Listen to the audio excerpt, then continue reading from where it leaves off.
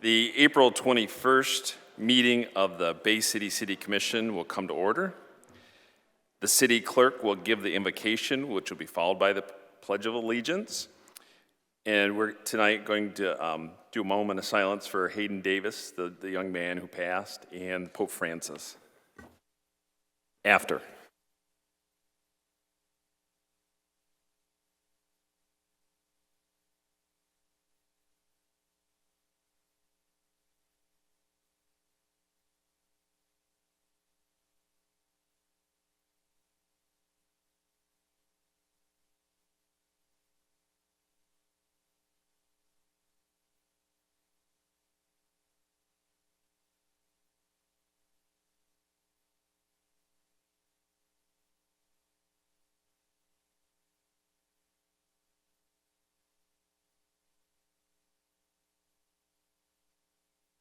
Thank you. Will the clerk please call the roll? Commissioner Prince, Coakley, Here. Bernie Overshaw, Yes. Tenney, Here. Hilliker, Here. Dewitt, Here. Rumberg, Charlebois, Here. Morris, Here. Mr. Mayor. Present. I did hear from Commissioner Runberg. He was going to maybe be a few minutes late. So is there a motion? Commissioner Tenney? Move to excuse Commissioner Ronberg for his tardiness. Is there a second? Commissioner Bernie Overshaw. Second. Is there any objection? All right, Commissioner Runberg is excused. We have a quorum. Presentations.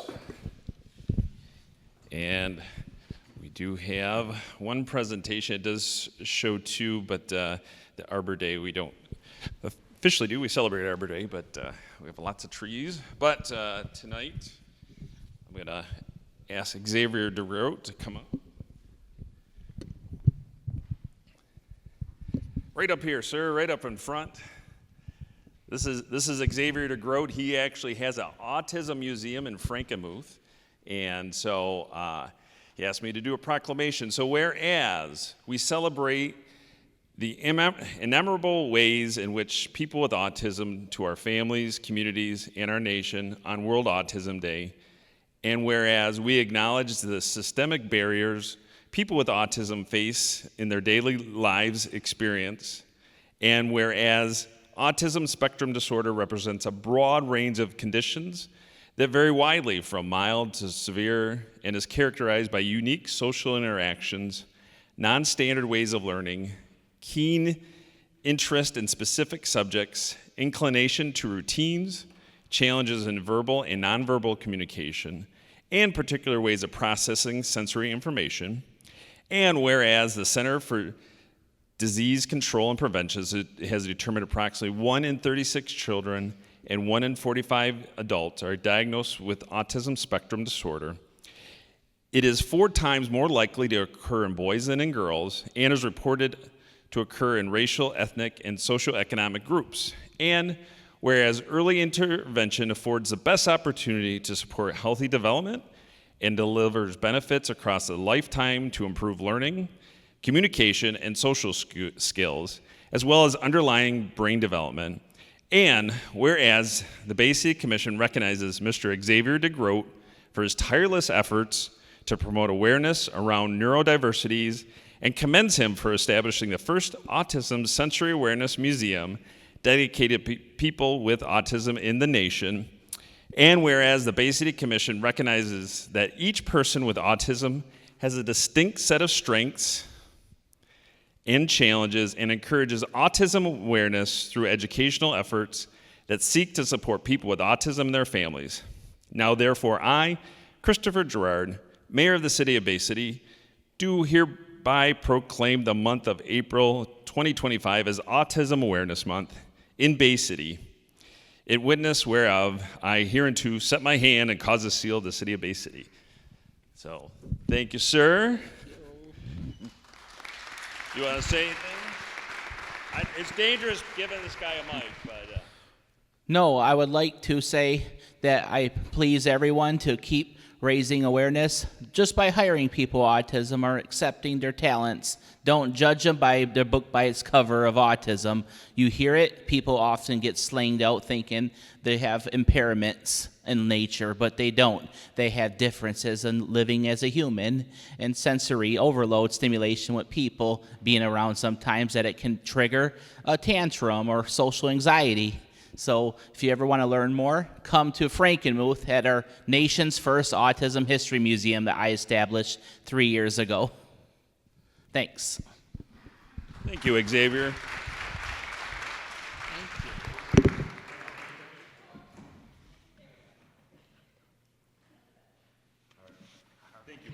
Thank you.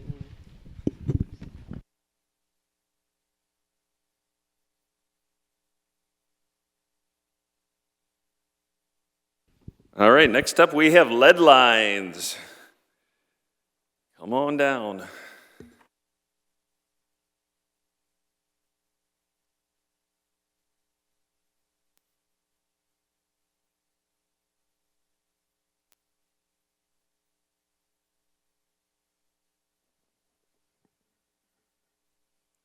Good evening, everybody. Before I get going, I just want to introduce myself to some of you who may not know me. I am Marty Jurish. I am the Water Distribution Metering Manager. I had just passed my 28th year with the city, over 25 of those being with the Water Department in one way or another. The last 7 years, I've been at the position of manager. And as you can imagine, 7 years ago when the city, Bay City, came under the order of the Eagle and their unfunded mandate to replace all the lead lines, put us in kind of a scramble a little bit. But as I'm going to show you tonight, I think we're handling it very well compared to some cities that I know. And with that, I'll get moving. I'll try to go through this rather quickly. I know it was on last meeting's agenda, and if I'll take questions at the end if you like. So just a little bit, obviously our population is right around $32,000. The age of our infrastructure is quite old, as everybody knows. We have well, not anymore, but we have records of service lines dating back to 1872. And my department is committed to delivering safe drinking water and replacing all the lead lines as soon as possible. I know we have the lead lines back to the 1800s because we have the original log books. As you can see, that top book is number 1 East Side. That is the book that I got, and there's the log for the 1872 service. And this was the basis of our research, if you will, into the addresses that have the lead lines and the ones that don't. Then we graduated to the card files, and all those services that were in those log books got transferred to the card files, and then any new services after that. From there, we went to what is affectionately called the Marty Maps. Back in 2010, my boss tasked me with the job of putting pencil to paper and writing down all the service lines in the city, using the log books and the card files, and this became the basis of our current GIS, which we have now. This is just a layer that we have. As you can see, some of the red dots, those are addresses, and you can zoom in on this when you're on the line, but the red dots are houses that need their lines replaced, but we have not received authorization from the homeowner for whichever reason. The blue dots are service lines that have been completed. As you can tell, there is a vast amount of blue dots that have been completed. The green dots are ones that are waiting to be completed, whether through a project or through my staff. If you notice over on the east side in what we call the Flatirons, the big group of green dots, that is going to be our next project area, probably starting later this summer. Just a little graph showing the segments that we have. And again, as you can tell, we have a vast majority of copper lines. Due to our efforts and the bosses prior to me, lead service lines, galvanized and ductile, very low amounts, but they still have to come out of the ground. Excuse me. Just a sample of what a copper line looks like on our GIS. It would be a full, and this would be full service lines from main to the household and to the meter. They are represented by the green lines. Lead service lines, these on the picture here are full service lines. They would get replaced from the main all the way to the meter. And galvanized is represented by blue. That is the vast majority of our service lines that we have. Not the galvanized, but the copper, lead, and galvanized. Here's a little illustration of a block on North Walnut that has a good mixture of copper, lead, galvanized, mixture of both. That's just an example of what you can see on our GIS. This, I thank our GIS department. They are fantastic. They threw together this active dashboard, and what it shows is up in the upper left corner, the number of services we have replaced to date this year. Just below that is the number of services we completed last year. To the right of the 140, and these numbers are not up to date. This was about maybe 3-4 weeks ago is when it was, but if I have time at the end, I'd like to show you it live. So completed since 2019 when we actually got really into the mandate, we've completed close to 3,000 services. According to this, actually it's more than that now. And it shows the replacements all time. And then the 3,926 there, again, that's not up to date, but that is the number of addresses that still need to be replaced or worked on. How we prioritize our replacements, obviously emergencies and what constitutes an emergency. We get a lot of low pressure calls, and that's normally due to the galvanized lines. When we get one of those calls, I send out one of my customer service people, and they'll go out and investigate. And if they deem it necessary that it is absolutely unacceptable, well, we try to get them on the schedule as soon as possible. Obviously, we replace during road construction projects, lead testing areas that come back in double digits, and when I say double digits, the results come back in parts per billion. If I get a household, one of our test sites back with 10 parts per billion, they go right to the top line and we get those taken care of right away, and we find new sample sites. How have we afforded all this? Back in 2019, I believe, we got a $5 million dwarf loan, and shortly after that, we received a $3 million grant for a total of $8 million. Back when we got the ARPA funds, the previous commission was gracious enough to give $10 million towards the lead service lines, and we have until the end of next year to spend the entire amount, and I'm here to tell you that we will do that.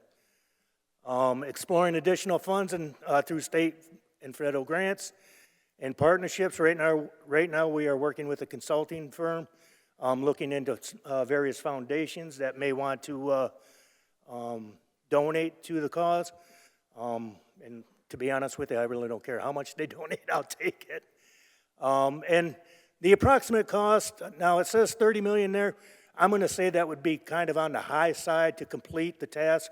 Somewhere between 20 and 30 would be right in the ballpark, I believe.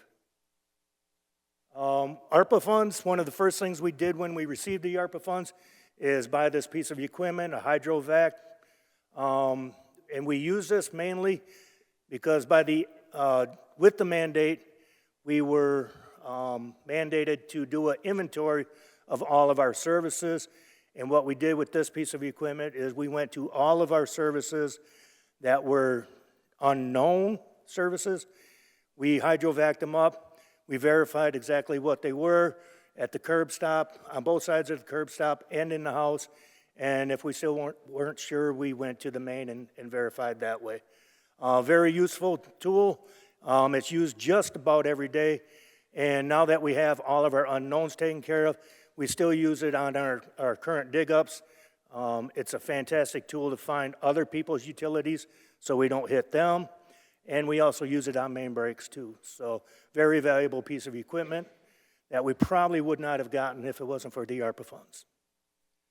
The excavations reduces excavation time and minimizes disruption to streets and properties and saves costs on restoration. One of the tools that we bought out of our budget for lead service lines is the Cobus pipe puller. We now have 2 of those, and they work very well. And again, it minimizes road and lawn damage during the replacements. Just picture the guys going through it. And this is supposed to be a video. Let me see if I can get it going real quick.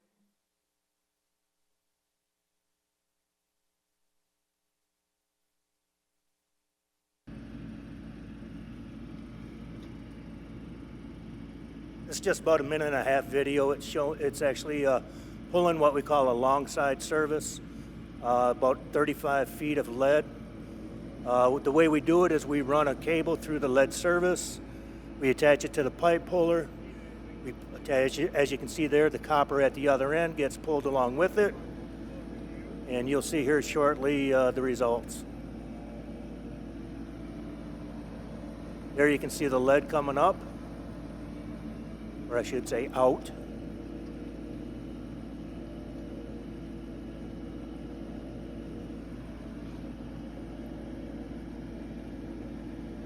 Let's wait for it. This is exciting stuff.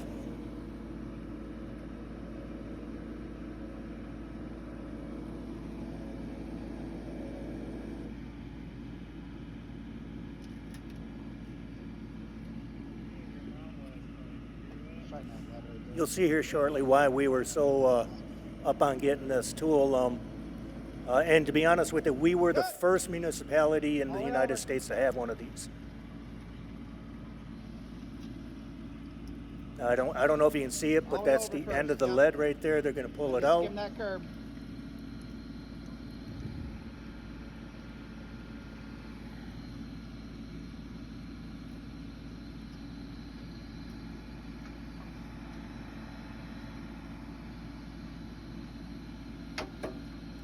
There you can see the copper coming along with it. From there, they just detach it, do a copper flare, and hook it to the Water Corporation on the main. Very, very useful tool, and as you can see, 35 feet of copper in less than 2 minutes. Lead and copper testing. We do that once or twice a year, depending on what Eagle wants us to do. And if a house exceeds the action level, we give them water, at times water, and they automatically receive filters, and then they become high priority sites when they are over 10 parts per billion. Selection criteria again. When we first got the dwarf loans, we did all of our extra long lines, like Green Avenue. The water main goes right down the middle of the boulevard, and as you can imagine, those lead services were extremely long. Circulating lead lines, what those are lead lines, obviously, that connected 2 dead-end water mains. We eliminated those and replaced them with actual 6-inch water main. We also align with construction projects, and all of our educational buildings and schools and daycares, if they weren't taken care of, they are now. Ongoing challenges. Customer participation. Mainly with that, it's getting the authorization forms signed. A lot of that is due to the landlords, especially ones that live out of town. It's hard to get authorization from them when they live out of town. We're trying to maybe throw something together, possibly an ordinance where the renter will have the right to sign off on that. Freezing in winter, we work all year long, unless it's really, really drastic. I think we might have taken 2, maybe 3 days off in the wintertime from services when it was at the deep freeze. And we still have some supply chain issues every now and then. One of the biggest slowdowns for us In the last 3 years or so, we have probably went through half of our staff, either through other jobs or retirement. And my staff went from 12 and a half years experience out on the crews to 2.5 years experience. So it's a slowdown, but they're learning and they're coming along just fine. Addressing the customer concerns, like I said, some report low pressure. Sometimes even after we replace the service, they're going to have low pressure, and that's usually due to interior plumbing. And that could be just as simple as one little galvanized 90 that is going to clog up the whole situation. Educating homeowners on potential pressure changes and lawn restoration, that's a big complaint that we get, is that we don't come back quick enough to do the lawn restoration. But what we try to do is we try to let the backfill settle, and then we come, like all winter long, we didn't do any restoration outside of backfill. I think either this week or next week, we're probably going to start back up, and if we have to take some out, we'll replace it with black dirt, and we'll seed it also. Looking ahead, we're going to continue to apply for additional funding. We'll implement new technologies like that Cobus pipe puller when we get it and when we can afford it. We're going to increase our public outreach. And on the city website, there are educational videos. And if I can real quick, I'm going to go to the computer. I'm going to bring up that dashboard because I think there's some really good information on there. Give me 1 second.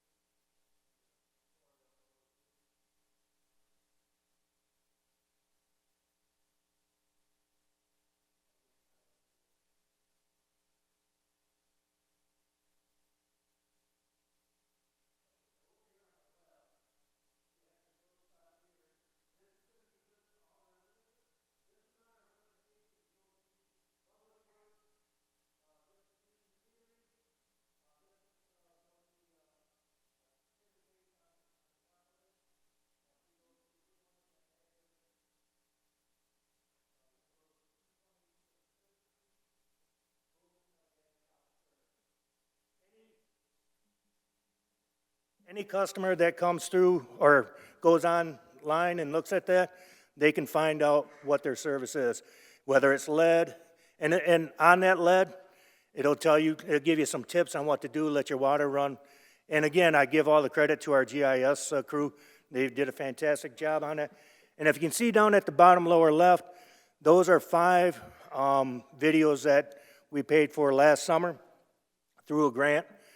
Just more of a community outreach type thing. They're 3 short videos, maybe 2-3 minutes long, and they're really interesting and a lot of information. That's all I got. So if you have any questions, I'll be more than happy to take them. All right, thank you, Mr. Jurish. I believe Commissioner Coakley. Sure. Thank you for coming. Yes, sir. Did I hear you right? We have some service lines that date back to 1872. Are those still out there? I would say no. I'm just, many service lines. We do have some that are probably still in service. That goes to the probably early 1900s, but that particular one there I know has been removed because the street doesn't even exist anymore. So Very good. What is the cost of the pipe puller? that pipe puller, I believe at the time I got it, was about $63,000, I think it was. And you said you have 2 of them now? Yes, sir. Is that adequate? Yes. Okay. The high priority sites, about how many of those do you get a year? Oh, 25 maybe a year. And by high priority? You're talking the emergencies? Yeah. Yeah. And those are unsafe or just low pressure? Low pressure, which to me is not good for the customer. It's not good for us. Obviously, I want you to use water. If you have low pressure, you're not using water. And also our lead sample sites, or if a customer tests their own service for lead.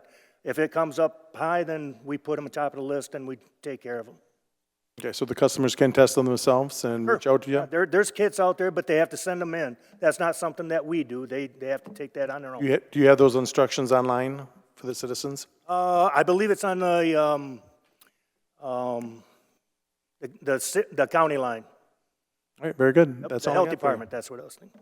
Thank you. Yes, sir. Commissioner Bernie Overshaw. Hi, Marty, how are you? Very good, thank you. Just a big question. Since 2022, I've been asking you when would 224, 234, 11th and Jackson Street, there's a line of homes that were built in 1912, 1908. Mine is included. Last year, even this year, you said that you were going to get to them. So since they haven't been, you haven't done the lead pipes yet or the galvanized. So I'm hoping we're not going to go through the same, issue of not having them done. I know mine at 234 have not been done. So I'm wondering, will they be done this year? I can't answer if they'll be done this year or not. I can tell you, I can guarantee you they will be done. But as far as timeline, when they fall into a project or when we get in that area, and at this particular point in time, we're not in that area, so that's about the best I can tell you. I mean, they will get done, I promise you that. But if they're going to get done this year, I can't promise that. The thing is what bothers me is that at one point you were doing homes that were starting from 1960s. It was what was mentioned were the homes that were from 1950 and back, where the 1900s. The oldest homes were supposed to be done first because they have more lead and more galvanized pipes. Is this true? The older homes do have a higher percentage rate of lead services, yes. Should those not be done first before the homes that were built after If that? I had my choice, they'd all get done first, but I don't have that option. So who has the authority to make sure that those get done? Because in the older homes, a lot of children and elderly people live. So I think that it would be more, I think that those homes would need to be done before then. I'm not throwing it on you because I know that you're not the one that has the authority to do that. So where would you point us, the commission, to have those homes put first? Because, a lot of low-income people or people, elderly, us seniors, I'm a senior now. So we would need those done first versus, the neighborhoods with the homes that were built after that time. I am the one that makes the choice as to what areas we go to, and I try to be fair. I don't necessarily take the oldest homes. I try to get the neighborhoods with the most consolidated amount of lead lines, like you seen on the slide there where the flat irons. There's a ton of lead service lines in that area. I'm not saying your area doesn't. It's just I have to do one area at a time. And like I said, I can promise you that that area will get done. I just cannot give you a date or promise you as to when it's going to get done. How many of the homes of the $200,000 home rate, how many of, in the neighborhoods that the homes are $150,000 and up, how many of the homes on Center Avenue have been, their pipes, lead pipes have been done? How about the rural areas? Those type of areas, how many of their areas have been done versus the lower income areas where the people live with lower income areas? How many, what is the difference of, are they getting done more than the lower income people? That, because in the census, when you look at the census, a lot of children of lower income families, they have lead poisoning. They have that more than any other. Well, let me be clear. I'm with you that any lead line in the ground is not good. I do not base my choices on the wealth of the neighborhood because one person is not better than the other. I do not base my choices on what commissioner asked me to do stuff. I don't do that. I pick an area that has a consolidated amount of lead service lines, and that's where we go to. Other than that, it's with a construction project like this summer. We have McKinley going. That's going to get done. So part of your answer to that question, $100,000, $200,000 homes, yes, those services are going to get done before yours because it's part of a construction project. Smith Street, that's getting done in 2 or 3 phases. All those service lines are going to get done because of the construction project, with the construction project. Those are the areas that I target. Those are the areas working with Rachel that we get together and say, hey, do you have service lines here? Yes, I do. Anytime she wants to do a road, just mill and fill, she comes to me and she asks me, do you have service lines there? If I do, I go in and replace them before the road gets done. You asked me about Center Avenue. I believe there's only one house that was done on Center Avenue, and that was a low pressure issue. So we did that house. Other than that, I don't know what to tell you. Okay, thank you. You're welcome. All set, Commissioner. Commissioner Tenney. Thank you for the work you do and for being here and presenting to us. Appreciate that. No doubt. Just wanted to ask, so you talked about having a brand-new set of staff, basically. Is there something that this board could proactively do to avoid that being an issue again for you? Well, there's always more money. But honestly, it was just a matter of the job wasn't right fit for somebody, and we had a few people retire. So that was pretty much it. A lot of times, I have a very good rate of keeping employees. So I appreciate the offer, though. Gotcha. So everybody just kind of up and retired at the same time, understood. Right. Okay, appreciate you. Thank you. All right, Commissioner Charlebois. Yeah, do you have a record of all the lines, all the service lines? They are on the GIS and in our files, yes. So you know where the lead lines are? Absolutely. Okay, that's all. Commissioner Hilliker. So can you tell me about that tool a little bit more? The Cobus pipe puller? Yeah. So what was the process before that? A very dangerous one. We would either trench it across the road, and obviously that leads to more restoration and higher costs.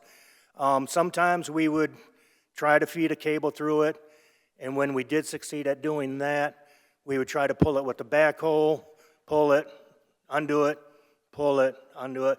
A lot of times the cable snapped, and there's no safeguards outside of staying your fair distance away, so that was the way we had did it prior. So it, helped with efficiency and fastness. That sounds great. Absolutely, yes. So I see on there that we had about 600 that was done last year. Yep. Is that about the average rate that we're getting at now? I would love to keep that rate going, absolutely. I just wondered because I'm doing the math to see, how much If longer I we can have. keep that rate going, we will be pretty close to done by the time I want to retire, and I would love to go out on that note. Okay, so if I use that, that's great. What would you say if that wasn't the rate? How long do you estimate? And I'm sorry if I missed this in the beginning. No, that's fine. Once we spend all of the ARPA money, we should be down to under 2,000 households yet to do. In 2027, the EPA mandated that we now have to go from 5% of the services to 10% of the services. That is based off our inventory at that time. So if I'm at 2,800, I have to do 280 a year, give or take. They're not real solid on that. But if I can do 300, 400, 500 a year, which we're capable of doing, I think my staff could handle that no problem by the end of the deadline. Like I said, I'm hoping to get it completed before. I mean, this is amazing, and I know that municipalities are having a hard time doing this, especially at this rate. So I want to commend you, commend your staff for getting everything done that we've been able to do. I mean, there's some municipalities out there really, really struggling to do this, so we're doing a really great job with that. So, yeah. Thank you. Commissioner Runberg. First off, thank you for attending. I'm sorry that I was a little bit late to your presentation. I hope I didn't miss the good problem. stuff. But just a couple things on here. First off, thank you for fixing my water pressure because my lead lines were replaced and my water pressure is great now. So that's awesome. Aim to please. Couple things. One, you mentioned an ordinance adjustment to allow for authorization by a tenant. Is that currently just we have to have landlord's authorization currently? I do not have language with that yet. I'm working with Eagle and some of the other communities that may have it, and I know Detroit has it, so hopefully by this time next year I'll have that. Okay. Not sooner. Looking forward to that. And then also, you mentioned for high priority sites, you mentioned daycares. Is that where the primary function of the daycare is a daycare, or how are we determining which one's the daycare? Because I know some run Primary daycares out of function. their homes. Yeah, primary function. Okay. If the home itself is the daycare, or I should say licensed daycare, then that was taken care of. So it is on the list then, if they're, okay. And then the last thing, just because I missed a part of it, was, so was that, to get to that map, that dashboard, is that Public Works, then to distribution, then lead remediation? Is that what you said? It's on the dashboard under Public Works, water distribution, it's on the dashboard there. Okay. All right, that's all I had. Thank you. Yep. Commissioner DeWitt.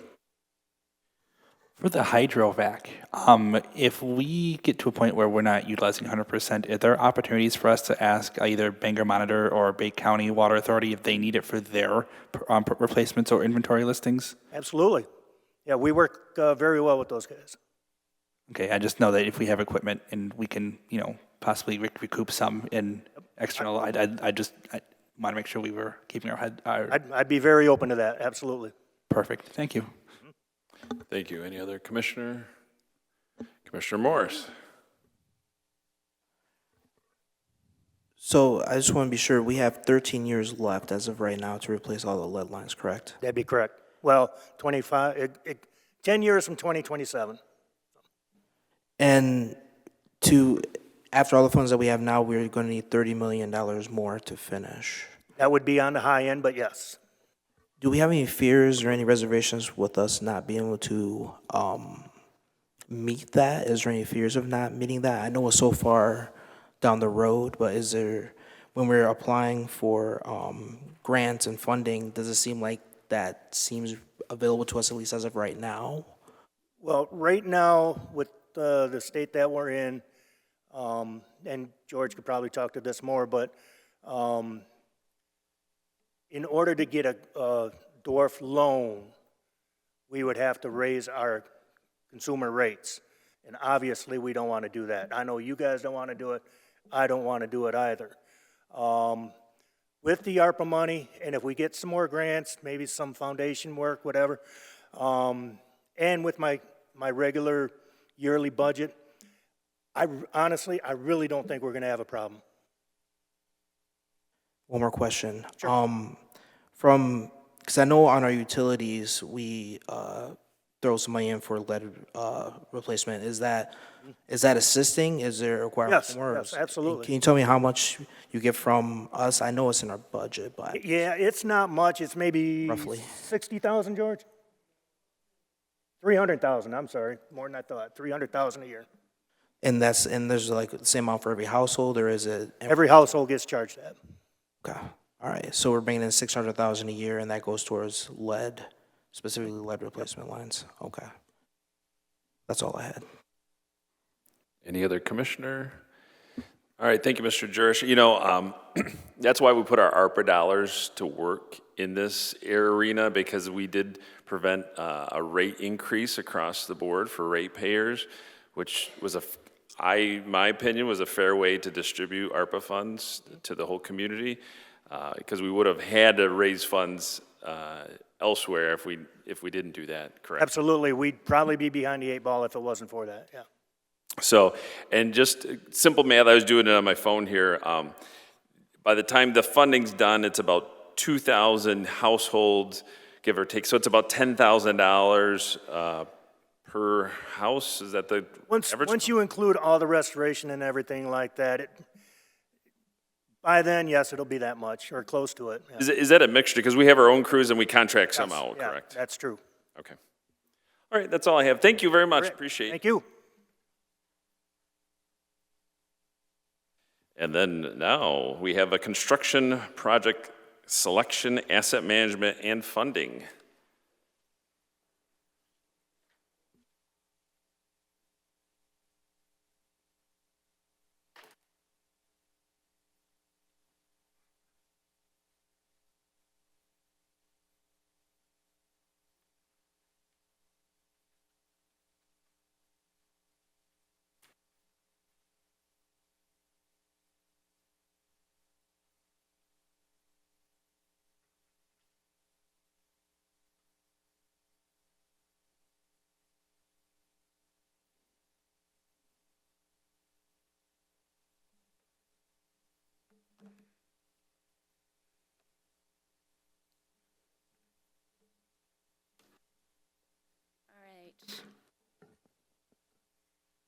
I do have a copy, or I did put a copy of the presentation on everyone's desk. My name is Rachel Phillips, and I'm the engineering manager. And I've been asked to come and talk tonight about our project selection for our construction projects, our asset management, what do we consider for things, that type of thing. So, first off, I wanted to bring up our transportation asset management plan. It is a state requirement now that every agency that has more than 100 lane miles of roadway must submit a transportation asset management plan to the state, have it approved, and require us every 3 years to resubmit with an update. And basically, this is to make sure, the state wants to make sure that we are maintaining our assets efficiently and effectively and using our transportation funding to the best of our abilities.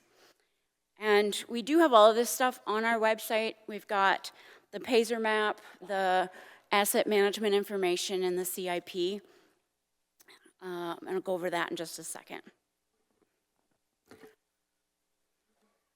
So to develop the asset management plan, there's 6 categories. First, we look at the inventory and the overall system condition. This includes, for the transportation asset management plan, includes streets, traffic signals, bridges, and sidewalks. Then we look at the risk assessment, and this is like where we're looking at the bridges and the truck routes and the emergency routes, and we take a look at if a certain roadway were to fall apart and become to the point that we couldn't use it, what would be the impacts? Obviously, everything would be an impact, but would it impact safety, that kind of thing. Then we have to determine the mix of fixes, and I'll go through that in just a minute. Of course, our funding is always a challenge, and we'll talk about that as well. Once we get these things, we have to look at an investment plan. So we know how much money we have, we know what our critical areas are, we kind of put it together and say, here's how much of our funding we're going to put towards different things. And then finally, we put it together in a capital improvement program. So just to briefly go over our system inventory, we have 3 bridges. Everybody pretty much knows about Liberty and Independence, but I don't know if this will, no, it doesn't work. If you look where Independence is, there's just south of that is the Water Street Bridge, and that is on Truman as well. But a lot of people that drive over Truman kind of look at both of those as the same bridge. But Water Street Bridge is just south of that, and it doesn't lift, and the city is still maintaining that. We have 35 traffic signals, and that includes flashers. And looking at miles, not so much lane miles, but 58 miles of major streets and 125 miles of local streets. So that was our inventory. Now we're looking at our conditions. Our bridges are all in fair to good condition. Our signals, half are in fair condition. 31% are in poor. We are looking at that with our budgets, and we're trying to do a little bit more proactive things to upgrade some of the signals, remove some of the ones that are costly, that are no longer warranted, and we're looking at a lot of things on those. So when we get to the condition of the roadways, and I know you've probably heard the words PASER a lot, Pavement Surface Evaluation Rating, and this is how we rate our pavement on our roads. And I believe everyone got a map. You got a map for all of the city, and then one that's just a blow up of each of your wards. And it is also online. And online, there's a dashboard, just like Marty was showing you, the percentage of each. You can zoom in, look at a specific roadway, you can click on it, and it gives you the information with that. So for PASER, 1 is completely failed pavement, 10 is brand new pavement. So we go through the ratings that way. And I mentioned the mix of fixes. So if we have really poor pavement, like failed pavement, and we were just to mill off and put 1.5 inches back on it, that's not going to last. Obviously, we have bigger problems when the road is failed like that. And the only thing that's really effective is a reconstruction. Otherwise, we're wasting our money on something that's going to fall apart. And what we look at is preventive maintenance. So sometimes we'll take a road that's in fair condition, we'll do a lower expense or lower cost fix on it, and it extends the life. And I'll get into that also in a minute. So our road condition system, it's not pretty. 5% or 5 miles are in good condition. And this was information from last fall. We have 32 miles in fair condition, and 77% of our system is in poor condition. So it's a PASER of 3 or lower. So to kind of explain when I talk the mix of fixes, I like to compare it to a car, and this is my favorite car. But now if you buy a new car every 2 years and that kind of thing, now this is more like, you're my husband and you drive it till it dies. But, you get a brand new car, you still have to maintain it. Regardless of what a great car it is, if you don't put oil in it, it's gonna die on you really fast. So for the comparison, sorry to just read these through, but the new car, the 9 to 10 PASER, this is, a new car smell, everything's perfect, and that's just like a new road project. At first you're gonna have to, change the oil, rotate the tires. That's still good pavement. And what we would do with that is, for asphalt pavement, we'd go through and you'll see where they do crack sealing. And obviously the asphalt does crack when that happens. So you seal that up, it keeps the water and the debris and the freeze thaw out of it, and it helps it to work with the rest of the asphalt so the crack doesn't get bigger. And it really is a great low-cost thing to do when you've got, a good vehicle or a good pavement, just like an oil change would be. When you start getting in a little bit more time on that, you need new tires, air filters, brakes. Still, it's not very expensive. It's something you do just to keep it going. And that's what a surface seal would do. It's in fair condition. We go in and we seal the surface. We do some low-cost things to make the pavement in better shape. Over time, you've got more miles. You get into when you get down to like the 4, that's in a car, you're talking water pump, fuel pump, exhaust. That's when you get into rehabilitation. It starts costing you money, but it still works. It's just going to be more expensive to fix it. And when you get to, you know, your transmission goes and your engine fails, that's like our poor pavement. And at that point, you know, you got an engine failure, you can make all the oil changes you want, it's not gonna do anything. So that kind of explains some of what we do there. So I mentioned capital preventive maintenance. So there's preventive maintenance where we go in and like crack seal so that it doesn't get bad, but there's also reactive maintenance where we come in and it's already bad, so we have to go in and patch the potholes or mill a section or something like that to try to keep things moving.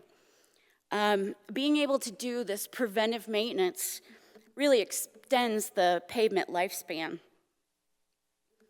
So if we were to look at 25 years of pavement and we look at, you know, year one, brand new pavement, brand new roadway. If we don't have CPM and we just build the road and let it go, which is what happened a long time ago, within 22 years, that is completely failed, and you have to completely reconstruct it. Now, the blue line, that is if we use CPM, we still start at that new pavement. When we get down a little bit, we seal the cracks up. And it kind of, you know, brings it up, but it comes back down, obviously. And we'll do a surface seal. It brings it back up again. And then when it gets a little bit further, we do like a 1.5 inch milling resurfacing, which is what we did like on Columbus a couple years ago. And that brings it back up. So when you look at 25 years, you're still at a Payzer of 7. You're still in good condition after 25 years. Now, if you look at the cost over 25 years, if you don't do CPM, and this is today's dollars, so obviously it's a lot more in 25 years, but if you don't do any CPM for a mile of pavement, it's going to be $4 million to replace that. If you do CPM, you've got a 7, you've got fair roadway that's going to keep going, and your cost is less than $1 million. So I get a lot of questions, and I'm sure you do too. Why are they working on a road that's still in decent shape when we've got roads that are terrible? Well, we have to do this mix of fixes so that we fix our bad roads, but we also keep our good roads in good condition so we don't have to spend so much in the future. It's a long process, but that's what we're working towards, is being able to maintain our pavement so that it's not falling apart without, you know, killing the bank. So when we look at treatment costs, for a crack seal for a mile of road, you're talking $1,000. That's not much. You get into a surface seal, $224,000. If you're doing a full depth resurface like we did on McKinley last year, where we take all the asphalt, same thing on Midland, we remove all the asphalt, but we don't get into the base, it's, you know, $1.6 million. If we get down to poor pavement at a 1 to 3, it's a full reconstruction and it's $4 million. So this is kind of what that last graph was looking at, is that, you know, exponentially more expensive to do a reconstruct. So that answers a little bit about why we work on good roads. So if we were looking at a 20-year investment plan, right now, our system is at a Payzer 3.05. So our overall system is a 3. So it's in poor condition, almost a fair. Our current funding that we use for construction, road construction and our major projects, our annual budget for the street side of things is $2 million. So over 20 years, if we spend $2 million a year, we are going to lose almost a full Payzer point. We'll be down to 2.29. In order to maintain the 3.05 that we have right now, we would have to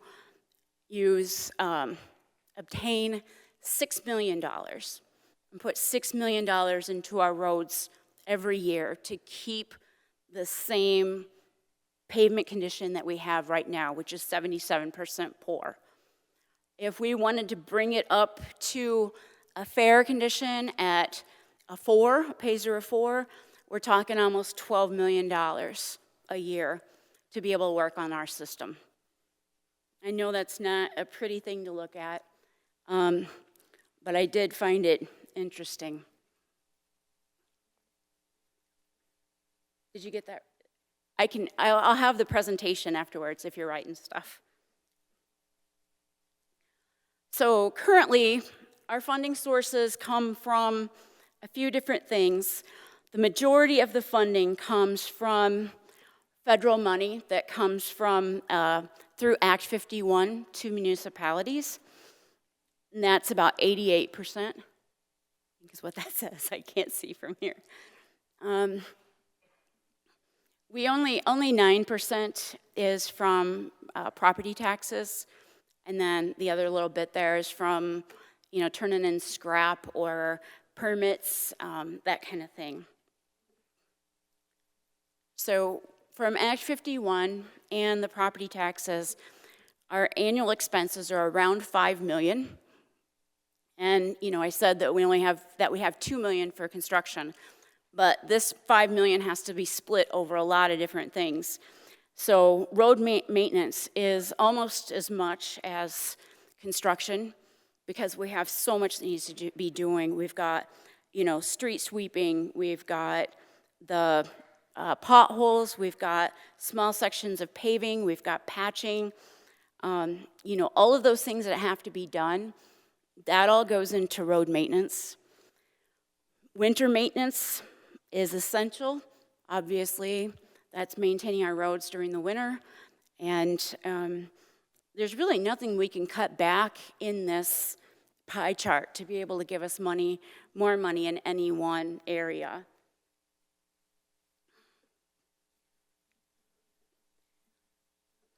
So after we go through the asset management plan type of things, we still have other selection factors that we need to take a look at. Our utility needs.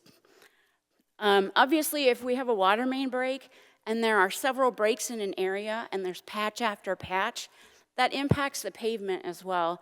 And a lot of times that means the sewer's not in good condition there either. So we have to look at our utilities and the age and the condition of those as well to see if we need to coordinate that kind of thing with them. Safety is a big one. I run crash histories in all of our areas. We do field observations. We look at sight distance. We run traffic patterns. We look at intersections and what we can do to mitigate those crashes. So that plays a big part in our projects. If we've got a high crash area, we got to look at, if it's at one intersection, we have to really look at, we've got to be able to do something with that. Intermodal, this is effective transportation for cars, pedestrians, transit, trucking. We have to accommodate all of these on our facilities. Mobility is, congestion. Can we get through the city? Are we going to have projects that are going to detour onto each other? Are we going to do work on Vets Bridge right now while Lafayette's closed? No. So we don't want traffic jams. We want to make sure people still get through. So we have to look at that kind of thing as well. Obviously, available funding is always an issue. And we're also always looking at grants. We've been really successful with grants the last couple of years, and it's helped a lot. Some of those grants we've gotten are no longer available, so we're always looking for more. So we're getting down to our selection process. The background, we've already talked about the conditions that we have to look at all of our city assets, not just water, or not just pavement, but also water, sewer, and signals. Every time we look at a project or someone brings us a project or, we're thinking about it, we do a scoping document for that, and I've probably got 10 or 12 of them sitting there that aren't in our program. We look at the existing facilities utilities, pavement, safety. We look at what should be done with the roadway there, what our traffic control would be like. Can we do this without making people detour? Timelines, when can we fit that in? Right now, I got a grant for Henry Street from Jenny to Vermont. It's a terrible piece of road, but we don't want to reconstruct it and detour it while everyone's driving over Vets Bridge, and we have to be able to maintain that. So that's part of the mobility. And with Lafayette down, it's going to open back up in 2027, and MDOT's going to start theoretically in 2028 on Thomas and Jenny. So when I looked at it, I said, okay, we've got a window of 2027. That's when we're going to have to do Henry. We don't want to do it when those other projects are going on. So that was when we were looking at the grant. I said, I need the money for 2027. It's still a couple years away, but mobility-wise, safety-wise, that's how we fit our timelines together. Cost estimate is obviously a big part of that, so that when we're looking at projects, we can say, oh, this is what it's going to cost. And then obviously our safety. And then we look at our asset management plans. You know, we not only have a transportation asset management plan, we have a water asset management plan and a sewer one. So those three all have to work together. We can't just follow one. We have to make sure that they're all working together. You know, obviously water's not going to go through and replace 6 blocks of water main in the center of the road if there's no other project going on, if they have to resurface all of that or make patches through it. So now we get to the process. This is like taking everything and putting a puzzle together. It's kind of fun, but not really. So again, we look at the location. Do we have census tracts that have low to moderate income? Are there schools in the area? Are there medical facilities? Again, the impacts to traffic and our mobility, our timelines, and what our funding availability is. Along with that is when we get grants, we've got requirements. So a lot of federal grants will only go to federal aid roads, which is our majors. So finding grants for our local streets is really, really hard. We also have to look at some grants. You're not eligible unless you've got high crash location or, you know, that kind of thing. And what's the match got to be? So we have to really look at that kind of thing when we're looking at our funding as well. Getting down to the end, I promise. So for 2025, this is our CIP. It's really tiny on your sheets, but we did send out a really nice sheet that Allison put together that had all our projects for this year. We've got 12 project locations, and streets, water, sewer put together. We've invested $7.1 million. The Marquette TIFA has been really helpful with a lot of our projects in that area, and they've invested $1.2 million. We've gotten $4.5 million in state and federal grants, and that is just for the transportation things. So, you know, we were talking about $2 million, well, we've doubled that, and just with grants this year. And the total project cost of those 12 projects comes out to about $12.8 million. When we get to our further out years, 26 through 2031, we go out 7 years, so 6 years, sorry. These are tentative projects. Obviously, we don't know what the costs are gonna do. We had the same costs, just a little bit in, you know, of inflation over time, and then all of a sudden we had crazy issues. So we don't really know what's gonna happen. We're estimating at this point.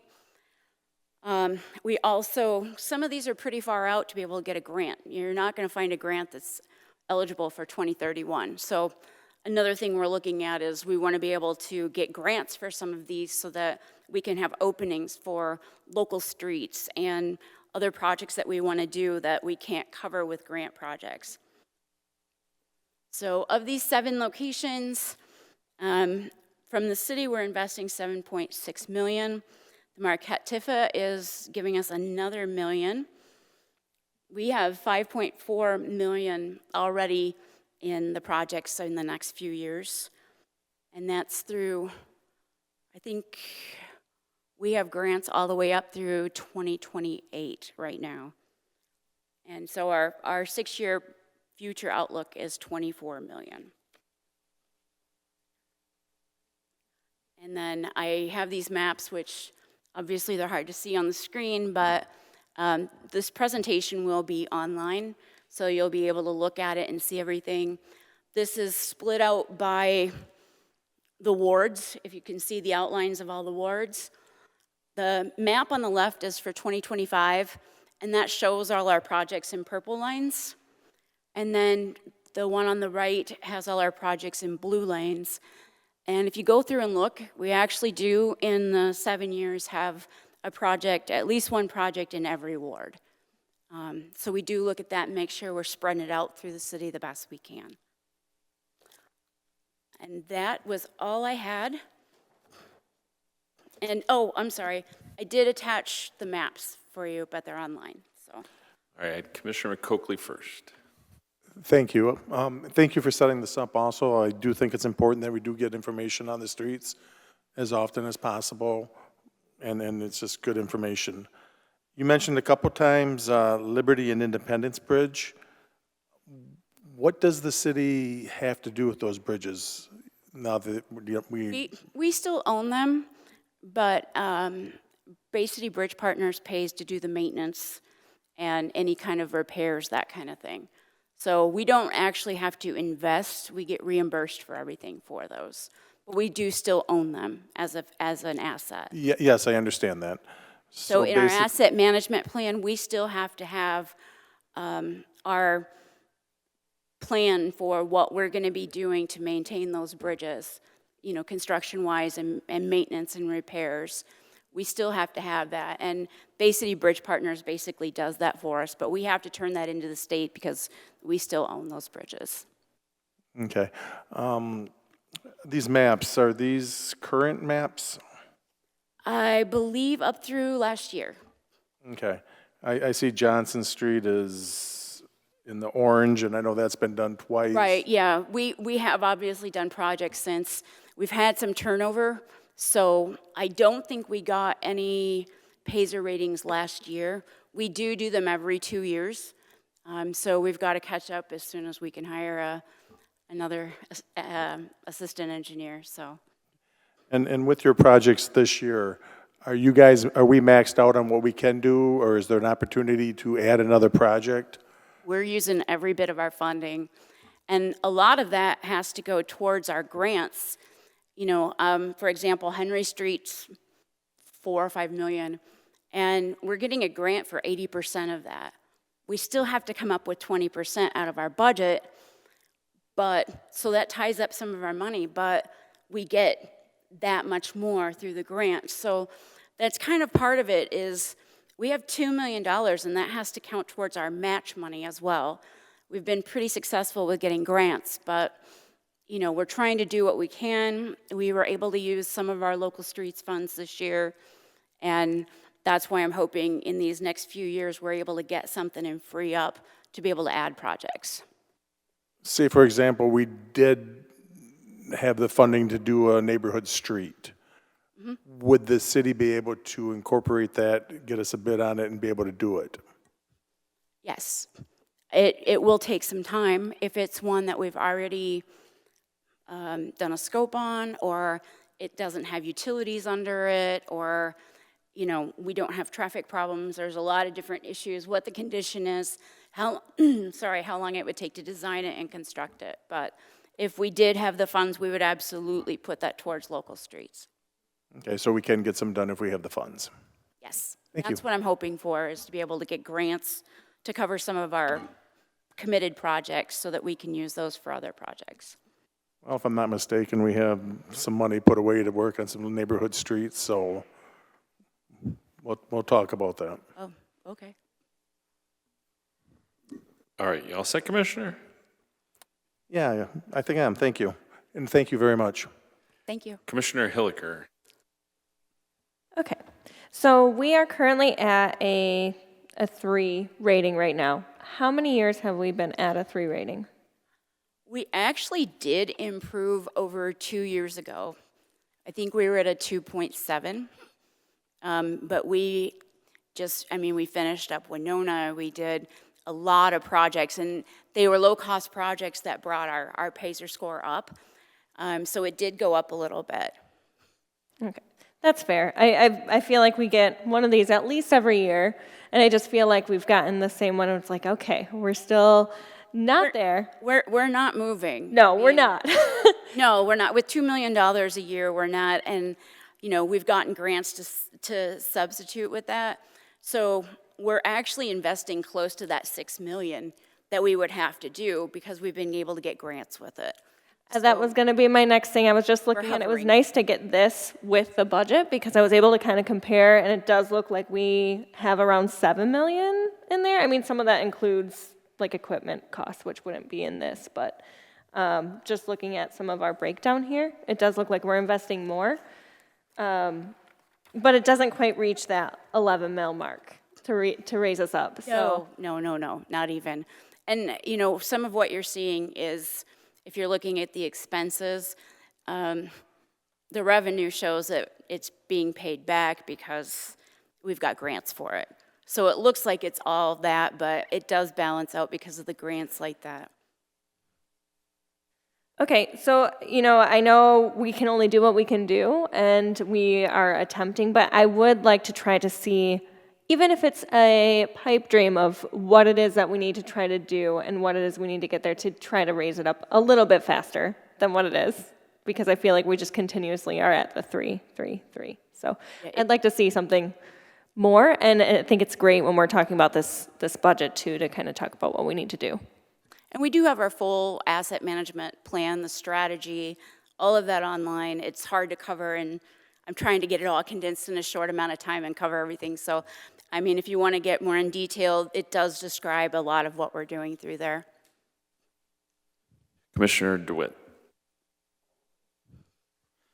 Hi, thank you. I requested these this morning. I'm like, oh, this would be great to look at while I'm Again, doing like this. Marty said, our GIS guy is awesome.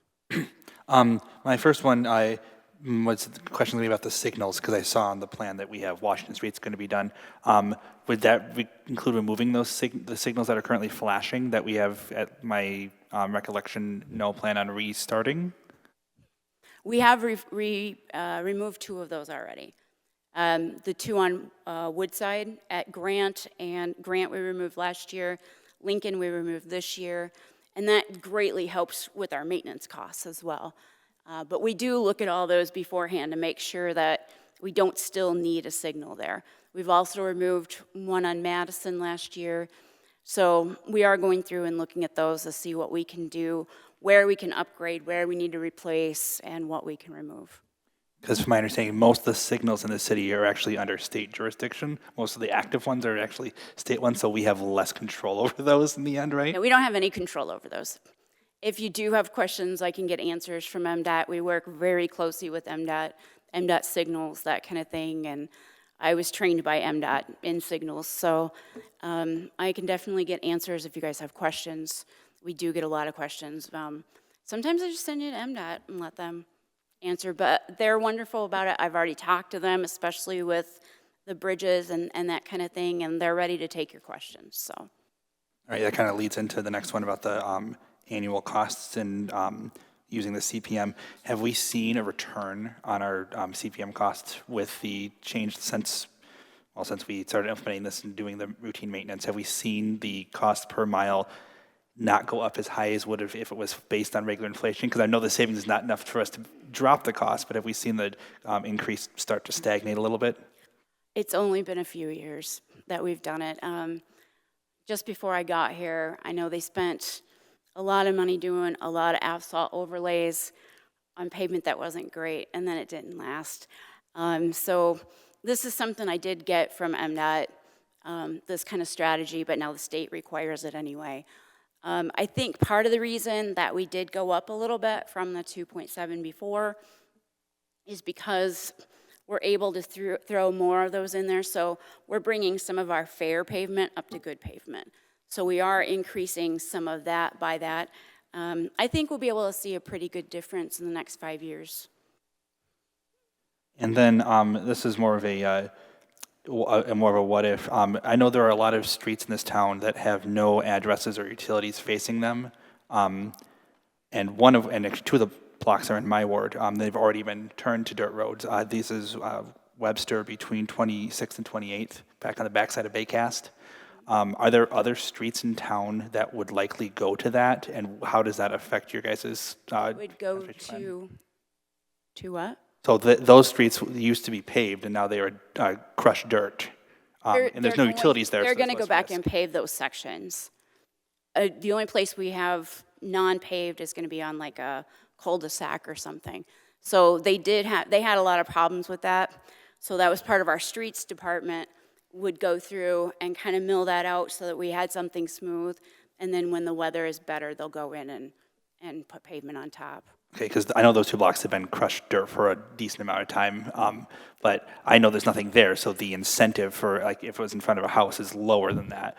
But I just want to know if that was a strategy that's going to be implied elsewhere throughout the city if there is no access from people normally. No, we don't purposely turn anything to gravel, but, you know, sometimes the pavement gets that bad that that's basically what it goes to. And, you know, like I said, we can only go so far with things, but we do look at that. Okay, that's about all I had for that. Thank you. Commissioner Charlebois. Yes, did we buy a camera for looking at sewer lines? I thought I saw that recently. We used to have a camera. We do. I think we allocated money, maybe we didn't buy it yet. We do have a camera. Oh, it's on its way. Okay. I was just, it seems like looking at the surface is the easy part. How do you determine what's underneath? Do you know the age of the pipes underneath by records, or will this camera help find like collapsing sewer lines, et cetera? So yes to a lot of those. The cameras do help. They did have another camera in the past. You know, sometimes they had other things going through there. The cameras look at what's there right now, which is fantastic. And it actually tells you where you are. Those things are awesome. But we also have all of our utilities in GIS. So if we go in and we look at a section, we can click on a section of water main, and it's going to tell us. Sorry, what's GIS? Enlighten me. It's a graphic informational system. So it's like a map. All the stuff's in there. It's map, but you can go into things and it has all the information attached to it. So when you go to a water main and you click on it, it's going to tell you what the material is, what the age is. You know, you can look and see if there's water. We've got areas where we can do maps that show where the water main breaks are. We have so much in this system. Even our soil borings, you can go through and look at where the soil borings are. So we do have a very good inventory of what we have in there. Are we still repairing sewer lines with, I don't know if it's an epoxy system or where you can go in and reinforce it before it collapses? Are we still doing that? They still do have a sewer lining project, yeah. Okay. Program. Thank you. All right, thank you. Commissioner Rundberg. Most of my questions are already answered, but first off, thank you for putting this together. This actually helps quite a bit. But I do have one remaining question. I understand, and this is at the risk of sounding like I know what I'm talking about, the Jenny and Thomas are MDOT trunk lines. Correct. And are we still in regular communication with MDOT as far as now that, especially now that Lafayette's closed, traffic's obviously shifted. I know we have to prioritize the Jenny and Thomas traffic, but I had a resident that was concerned about the length or the duration of the signal on Winona, heading north or south, one of the two directions. Are we doing regular updates with MDOT as traffic patterns shift? Or? Yes. I worked for MDOT for like 13 years, so most of the people in the region of the Bay City office I've known for a long time. I do regularly text, call, and email with the TSC manager over there. Their signals, okay, so my husband's a signals engineer, so I do have regular, we'll call them conversations about them. Like I said, I've gone through the trainings too, so we do have, I mean, we've actually, I know the situation coming out of Saginaw across McKinley and 7th in the evening. That's a really bad intersection. We've actually sat there and brainstormed some of these things. So they are actively working through here. They do have signal upgrades. They've done some. They're waiting on materials and parts to do some more. They're working on new timing for everything. They are trying to get PED push buttons, so pedestrian push buttons. And not to go real in depth, but a lot of the time you have to wait really long is because the signal has to allow someone to walk across at 3 feet per minute. So, or per second. So you have to have so much time for somebody to be able to cross the road. So if you're talking, you know, Woodside, it's really wide. So Thomas and Jenny, they have to have that much time there. So that does end up leaving you where you feel like, oh my goodness, nobody's even coming. So once they put these in, they'll be able to run a different pattern. So as long as nobody touches or hits that button, it can cut it back a little bit. So they're trying to do that. They do realize that, so MDOT has to have a certain level of service on their trunk line. So that means the city's side streets get less. And so we're doing what we can to try to balance that out the best we can. And so they are working on doing different things to maybe make all that work better. I appreciate it. And also thank you for that four-way stop on, was it Marquette and State Street? It's already saved my life at least once. So Good. That's what we want to see. that's all. All right. Commissioner Tenney. Thank you. Thank you for being here and for what you do. Happy to hear the Camaro analogy from this side of things. I just wanted to ask real quick, I see that on the 2025 list, you have 3 of my streets that are especially crummy. We've got 16th, 21st, and Van Buren. So with Van Buren, there's only, 19th through 21st Street, that portion of it. I'm just wondering what informed it being that small, because that street, basically south of Columbus, you could throw the whole street away. It's a mess. So I had a set amount of money. We had a HUD grant, we had some ARPA funding left, and then we had a little bit left from our streets funds that I was able to put into local streets. So I had a total amount. We had to keep it in a certain census tract for low to moderate income. And basically what I did was, this was like 80% low to moderate, and I took the worst PACER ratings. So I ended up, Van Buren's pretty close to the edge of that, so I had to get the other ones in, and Van Buren, that's as much as I could get of that.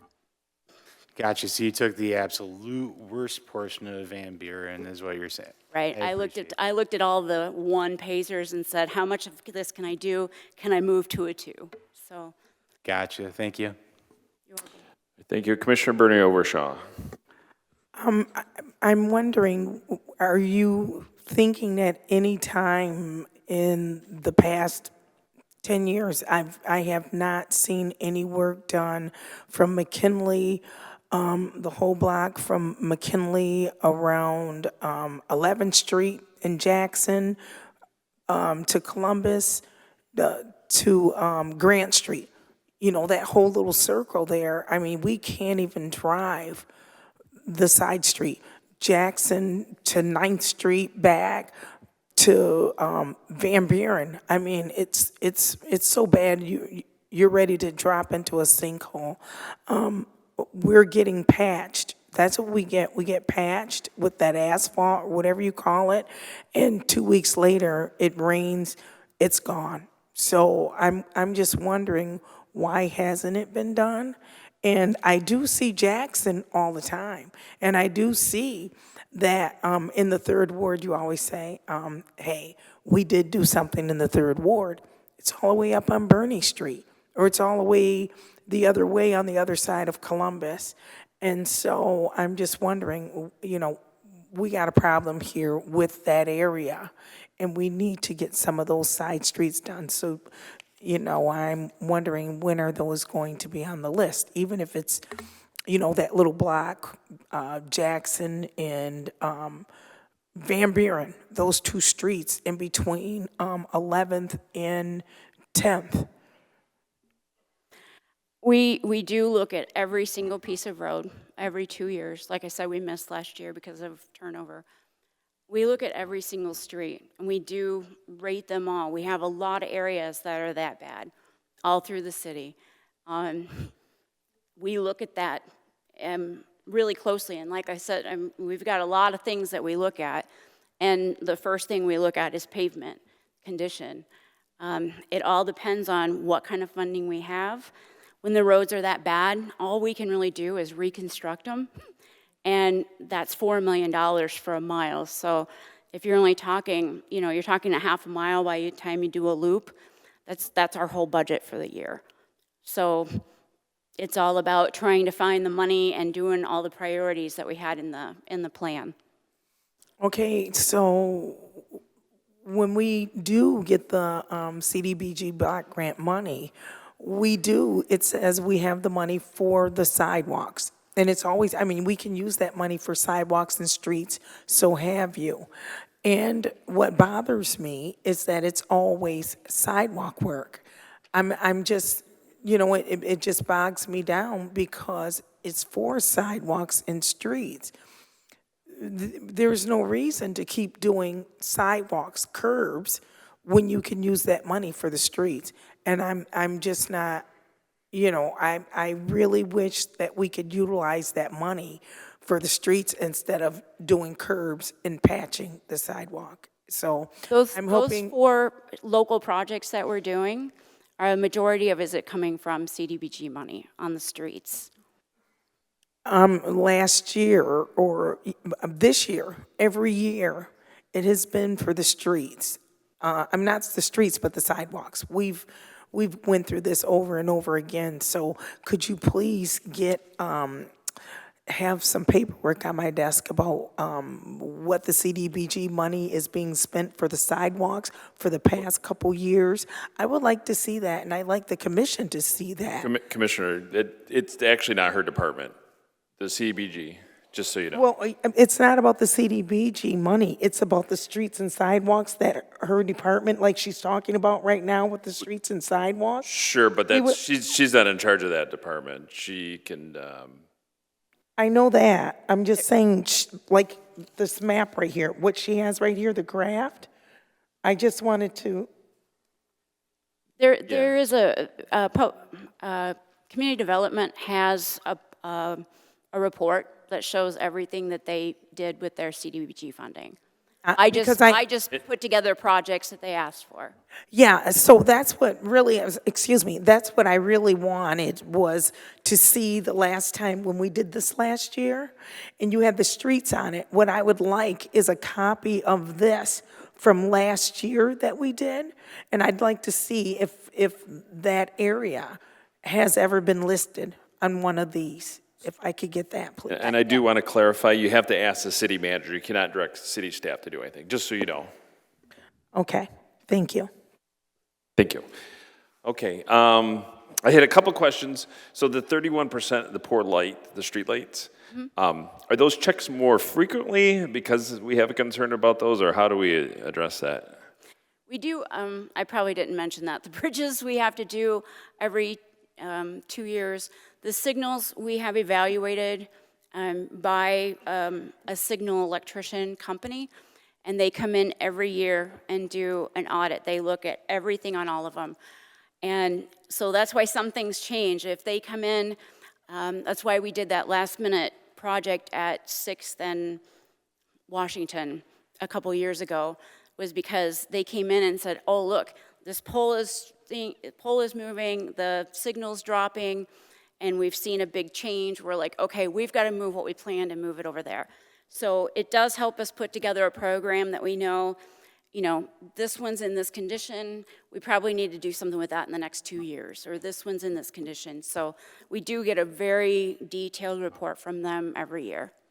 Okay, I don't want residents to be concerned that a light's gonna drop on them. We're Nope, regularly we keep track of those.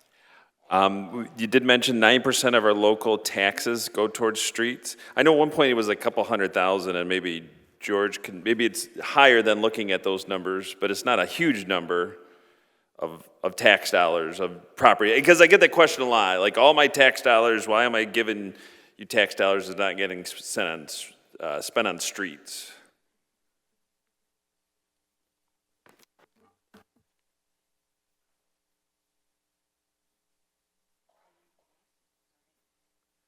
We actually are not using any tax dollars for streets currently. Nothing in the budget. So we do not use any property tax dollars collected from homeowners on streets? Okay, well, that's okay. I thought we used a small amount even, but we don't. So no property taxes go towards streets, is what you're saying? Past years, we've used some, but not currently. Okay, but not currently. Okay, well, thank you. That's new information to me. Sorry about that. That's okay. A little bit of an update, too, on the state. I've been getting some updates. They are negotiating on the state level. It came out of the House, a $3 billion package on local street funding. So they're moving it forward. The question is, we don't have a state senator right now. We know that. We passed that resolution.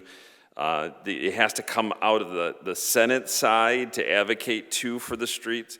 And the governor has her own idea on the streets. So it's not a done deal, but they're all talking about a $3 billion number. The conversation was we could potentially see up to doubling our Act 51 dollars, which would put us in the $4 or $5 million range. The question is how long that would go for. But so I suggest advocating on that level, folks, if we want to see more street dollars come in, aside from a millage proposal. I do get questioned a lot about how we fill potholes. There were some suggestions that Dow makes a product that you fill in the pothole for, and I know it's not quite your department, but maybe there's some, and then you put in the cold patch or the hot patch or whatever we do. Maybe could be some explanation of that, because I do get that question a lot. I do know that they look at a lot of different products. We get a lot of emails from different products and things like that, but Josh would be better to answer that.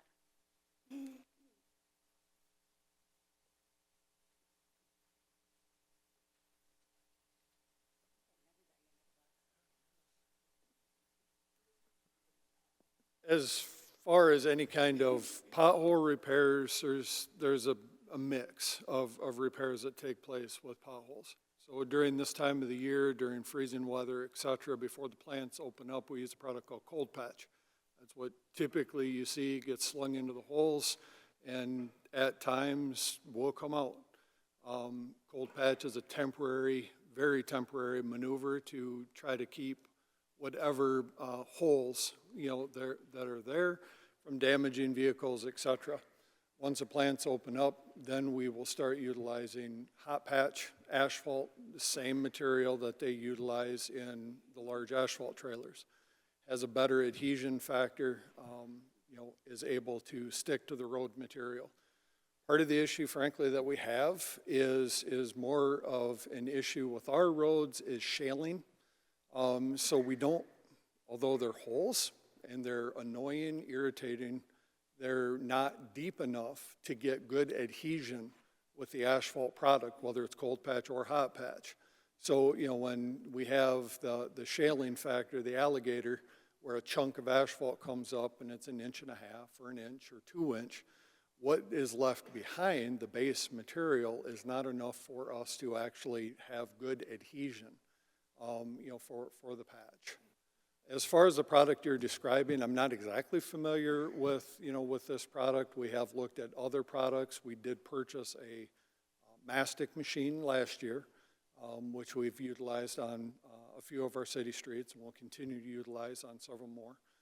So mastic is an elastomer product that acts very similarly to a crack sealer, but is a thicker material and is actually able to fill wider gaps, so we get much better longevity out the roadway. So it's a mix of different fixes, again, until until that funding comes along, that we can start making effective repairs, to our locals. We're going to continue to do everything we can to hold them together. Okay, thank you. Yeah, a resident called me, he said there's a spray material that Dow makes, it seals it up so water doesn't permeate any longer. And but I don't, It could be mastic, they're describing. okay, maybe that's what it is, yeah. Or it's emulsion, so before we utilize, typically in the summer, before we put down hot patch, we'll spray an emulsion into the hole that helps the patch adhere to the old asphalt or base. That could be what they were describing. That's not a Dow product, it's from Bitmat, but, could be in the same vicinity. It could be what they're talking about. Okay, thank you, I appreciate that. And then the last I have, thank you, that 7th and McKinley stretch on Saginaw, there's parking there. Is there some conversations around not having that parking there? That's another conversation we're having. Actually, like I said, we've looked at that quite a bit. MDOT their signals department has proposed, if we were able to take away the parking, they're looking at what impact that would have. Would it be wide enough for us to be able to get better storage in that area? Is it something, right now we can't put a left turn signal in because that wouldn't actually work, it would make it worse. So we're looking at options for that. Like I said, the signals drew something up. I'm waiting on their traffic and safety and operations to review that before I can actually say that MDOT will go for it. All right. I know Barney's Bakery is going in there, so I know they might have an issue with it, but I know that it might cause more traffic there. So, all right. Thank you. Anything else? Thank you very much, Ms. Phelps. Thank you. All right. Wow. Next order of business is the adoption of the agenda. Is there a motion to adopt the agenda? Commissioner DeWitt. Move to adopt the agenda. Is there a second? Commissioner Hilliker. Second. All right. Do any members of the commission wish to add an item to the agenda? Commissioner DeWitt. Resolution to add for us to vote to approve opening the application period for Stephen Prince's first ward seat. We don't need to actually do You don't need a vote for that. You just need an action call for that. You can, during your remarks of the commission, you can just direct me to I just wanted to make sure so we don't accidentally miss it. Thank you. No, you won't. All right. Anyone else? All right. Will the clerk please call the roll on adoption of the agenda? Commissioner Coakley. Yes. Bernie Obershaw. Yes. Tenney. Yes. Hilliker. Yes. DeWitt. Yes. Rumberg. Yes. Charlebois. Yes. Morris. Yes. A yes. Agenda passes. Next order of business is the consent agenda. Do any members of the commission wish to make a change to the consent agenda? Commissioner Tenney? Oh. Yes, thank you for the chair, to the chair. I'd like to pull number 5, please. Just a quick synopsis to make sure we have the right one. Sure, it's the city manager's recommendation for an ordinance amendment to the Code of Ordinances, Chapter 78, Parks and Rec. Good enough? Commissioner Hilliker. Communication number 7, the action plan for system improvements for the 26th Street substation. Thank you. Anything else? Okay, next order of business calls for public input on the consent agenda. This is the opportunity for citizens to remove an item from the consent for consideration on the regular agenda. If anyone in the audience wishes to make a change, please come to the microphone, print your name on the registration sheet, state your name and address for the record, and the item you wish to have considered on the regular agenda. Seeing no one come forward, is there a motion on the consent agenda? Commissioner Hilliker. Move to approve. Is there a second? Commissioner Coakley. Second. Will the clerk please call the roll on the adoption of the consent agenda? Commissioner Bernie Obershaw. Yes. Tenney. Yes. Hilliker. Yes. DeWitt. Yes. Rumberg. Yes. Charlebois. Yes. Morris? Yes. Coakley? Yes. Yes. Consent agenda's been approved. Next item is the remarks of the mayor and commission. Before I turn it over to the commission, I do have just a quick thing. I know last few meetings it's been pretty passionate comments and expressions.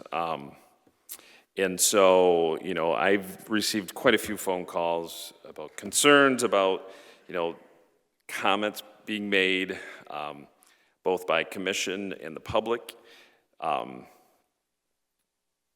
We here try to adhere to the First Amendment, give people the opportunity to express themselves, to critique the body. I think, you know, it's a right of every citizen. But my opinion, just because you can say something doesn't mean you should. And that's, I just ask people to reflect on that. And hopefully, you know, it's a matter of just having respect.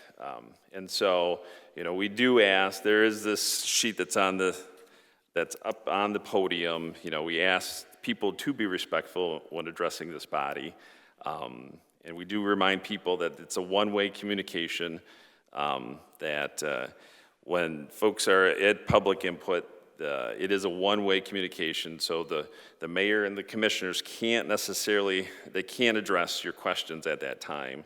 So the way it's currently structured. And so we ask folks to meet with your commissioners and myself if you do have questions after the meeting, and then folks have 5 minutes to speak, and then we do ask, make sure you sign and print your name you sign in.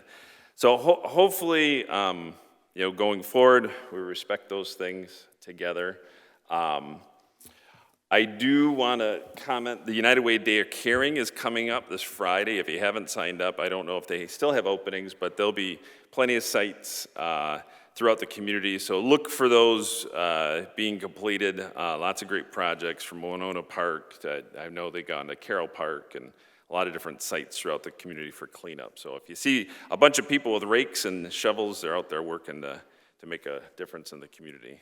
So open up to commissioners. Commissioner Tenney. Thank you to the chair. Just want to, again, shed light on it being Autism Awareness and Acceptance Month.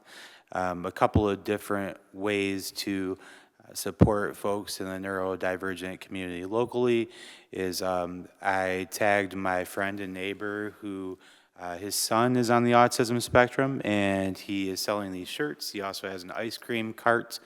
And a couple of other micro enterprises, so that's pretty cool. Also, I learned when I couldn't make it to a Do Art show that you can actually purchase their work online, and they support a number of individuals with disabilities in the community. Shout out to them. On another note that's related, there have been some disparaging remarks on a national level about folks in the autism community. A lot of folks know that I'm a social worker in my day job in a big system. What you may not know is that I cut my social work teeth working at a small nonprofit. I've been privileged enough to do something so cool as teaching a young man with autism how to drive. So folks with autism are capable of so many tremendous things, even the people who are nonverbal in their communication styles. So again, just want to celebrate neurodivergence. Also, it's Arab American Heritage Month, and Michigan is home to the most Arabs outside of the Middle East, so want to celebrate diversity in that way as well. And finally, I want to give a shout out to the Human Relations Committee who just met this week. They meet in another quarter. If you have complaints that might be appropriate for their department, or you're interested in just sitting in a public meeting, Google Human Relations Committee Bay City, and that should pop up, and I'm out of breath. Thank you. Thank you. Commissioner Bernie Overshaw. Yes, I would like to address the elephant in the room. I received a letter the day before our Commissioner Prince left this chamber floor. And I got a call from the news. And the letter stated Gerard versus Bernie. I would like to know, Mayor Gerard, why would you have a letter sent to me from the campaign finance, did you, for me spending $189 on the campaign trail, and you wanted me to be prosecuted for $189 because I wanted to sit on the floor for the people? I'd like to know, and you to tell the people, why would you want me to be fined for spending $189 to sit on this floor, to possibly be prosecuted federally and to go to jail? Why did you do that? Commissioner Burney. Unfortunately violated Campaign Finance Act, and so I filed that paperwork before the election, and the state just got around to reviewing it and said you were guilty, and so that's for you to take care of. I didn't make any further comments, but they found you guilty, and so I don't know, that's for you to take care of. They did not find me guilty. You would not even send a rebuttal back, Mayor.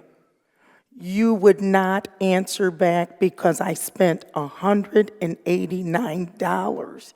I didn't try to steal the seat from you, Mayor. I wanted to sit to fight for the people. And when I found out that Commissioner Prince's brother sat on the canvassing seat that were going to handle this to prosecute me, and I wrote in on the 8th, and I wrote back and sent a receipt for $189 for the canvassing, for them not to find me guilty of spending that $189. April 8th, and the news called to interview me. Prince all of a sudden resigned on the 9th. I would like to know, why did you do that? To prosecute me over $189 to sit in a seat that you're already sitting in? So If you're for the people, why would you do that? Commissioner, this was before the election. I'm done with that, but I wanted to. No, apparently you wanted, again, you violated campaign finance law. I pointed it out to the state. The state said you did violate.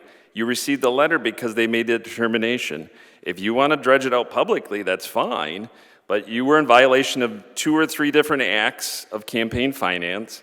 You didn't file the proper reports to run for the office, and I just sent it to the state, and the state made a determination. So They determined it was $189. How petty can you be? The news wouldn't there's even more to that. So if you want to release the document to the public, go I for it. did, and the news said, Mayor Gerard, it was so ridiculous that you sent it to the news. The news called me, WNEM News. They laughed at you. They said, Commissioner Bernie Obershaw, we can't believe he would send this to the news.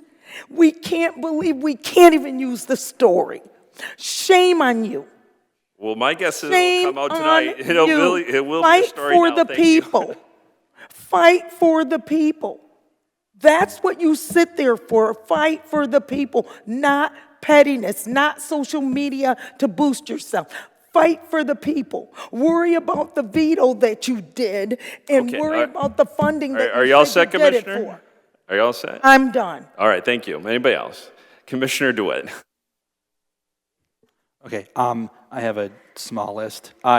First one, this is going to be my request to open up the nomination window for first ward seat effective as soon as we can. It's going to be a 30-day opening. For anyone who's here on the commission. One second, it's 45. It's 45-day open? It's Okay, 45. I thought it was within 45 we had to have it ready, not 45. No, 45 days is the posting. Perfect, and 45 days of opening, that's good. If I could have anyone here, if they have ideas or options that they want to work at to try to improve the process for the interview that we have up front here at the end of the application period for us to make a decision. I know there was some chatter that we've had about at least with me, that the questions didn't seem like very good at helping understand what people's intentions were or how what they actually might have ideas for. So if we have ideas, please let's try to workshop this now while we have the time so we can have them ready for the applicants in time for the interview. Next is for the Public Safety Infrastructure Subcommittee. I'm asking for a third person to step up and maybe start meeting at the end of May. I was informed that that group had not met yet, and I'd like to have the two that are still here and a third to start a meeting, because I mean, we got our budgets today, so now's the perfect time to start figuring that out. On the same vein, I'm going to ask through the manager to the mayor, infrastructure subcommittee that you used to sit on. Is there a list of neighborhood or neighborhood-ish streets that are ready or that were talked about or anything like that? Yes, Ms. Phillips was she was generating a regular report. So some of the data that we saw tonight was on that report.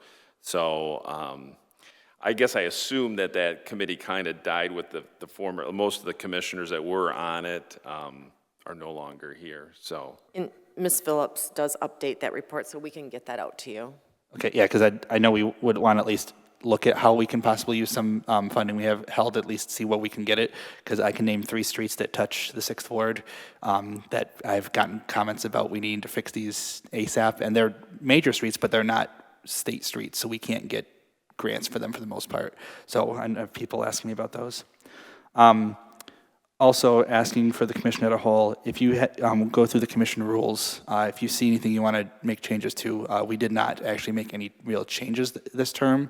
If we have any, please send them, and we can start going through. I'll start going through and drafting up changes and noting what's going on, so we can see if we have any consensus on what we want to update to make that more efficient. And then with the budget out, please look over it. I know most of us here are new and it may be difficult, but please look over it. Please ask questions. If you have a funding priority that you think you can figure out where the money can come from, ask if that's even feasible or something you can work on, because now is our chance to make an impact, and our best impact is before we pass the budget instead of afterwards, where we have to make massive changes to the agenda. And then my last one for right now is County Mental Health Board. I was reached out by a resident who is a social worker, and they're talking about wanting to try to get involved and do some sort of transition house for people who are meeting regularly, either people who are post-addiction or are just somebody who needs therapy, and like getting them stabilized housing within the city. But I know that's controlled by at the county level, mostly the funding for that. Have we gotten any contact from anyone about working in the city to try to have like a, not really transitional home, but it's like a facility for that? Nothing yet? Okay. Okay, I'll go back to my person and start working from there then. Thank you. Thank you. Commissioner Coakley. Just wanted to take the opportunity to remind everybody about Earth Day coming up this Saturday. The city has 2 locations. The main one on Water Street, right between Johnson, and second one is at Defoe Park in the parking lot there. I believe there's going to be 4 dumpsters there set for pickup. Okay, anybody else? Yeah, I was trying to find the specific section in the ordinances, but to the city manager, I know I only asked you about it on Friday, so I'm not expecting there to be an answer yet, but I just wanted to remind you, if we can take a look at the ordinances regarding marijuana retailer hours of operation. Yep, we're already going to draft the amendment to the ordinance for the next meeting, for the first reading. Perfect, So, thank you. we're all set there. Thank you. Thank you. Anybody else? Okay, seeing none, does the manager have any comments? Now that the one commissioner is still. As Commissioner DeWitt stated, the budget book is in front of you, so I just want to let everybody know that this is, once again, a balanced budget that's been presented to you. So if you do have changes or you have questions, please send them in to George and myself ahead of time. We can always discuss them in the public meetings as well, but if you have a simple question about the budget, just let us know. Commissioner DeWitt talked about if you have priorities, you just, like he said, you have to remember that it's balanced at this point, so if you are making changes, you have to take it from somewhere else.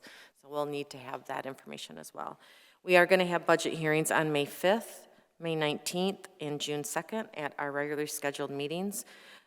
We have started in the past a half hour earlier. We don't have to. We can still do it at 6 o'clock. I guess if there's opposition to starting at 5:30, I guess let me know if that's an issue from anybody. You don't have an issue? Anybody? No? Okay. If we could start early, that gives us time. The first night we'll go over the general fund, and from there we'll go over the special funds and then the utility accounts on the other two meetings. If we need more, then we'll schedule it then. Earth Day, Commissioner Coakley did talk about that. We are going to have Earth Day. We have, like he said, the recycle drop-off, and then we have our dump your junk function. That's out on Marquette. We have a new thing that we added this year, and it's called Recycle Your Books. So we're also taking in books, and when we get those books, we are going to donate those throughout the community in the free library sharing boxes. So I thought that was a really good addition that our staff came up with to add. And then also, I just wanted to give you an FYI. We did commit to Lake Huron Forever. Last year, we came out as a forever community, and we had asked our sister city in Goderich, in Ontario, to join us in that Lake Huron Forever community, and they recently did. So we're happy to say that our sister city also took the pledge to bolster our outgoing efforts to plant trees, manage stormwater, and restore native ecosystems across the Bay Area. And with that, that's all I have. Thank you. Next order of business calls for public input under the rules of the City Commission. Each speaker will be allowed 5 minutes to speak. Commissioner Coakley will serve as timekeeper. This is the opportunity for citizens to address the commission regarding any agenda item or any other matter. If anybody wishes to address the commission, please come forward, print your name and address on the registration sheet for the record. And again, there's like a little guideline up there. Thank you. Hi, Lori Ward, 800 Germania. On Sunday, this is going to be quick, I was driving across the Betts Bridge, and there was a protest on the bridge. And I was just concerned for people's safety. There may be over 20 people with signs and, at the top of the bridge on the sidewalk. But there was probably, almost 2 fender benders just because people were rubbernecking and braking. You don't expect to see a big group of people on the bridge chanting and waving signs around. So just wondered if there was an ordinance about protesting on the bridge. Thank you. If you want to stay afterwards, if you'd like to ask that. Thank you. Thank you.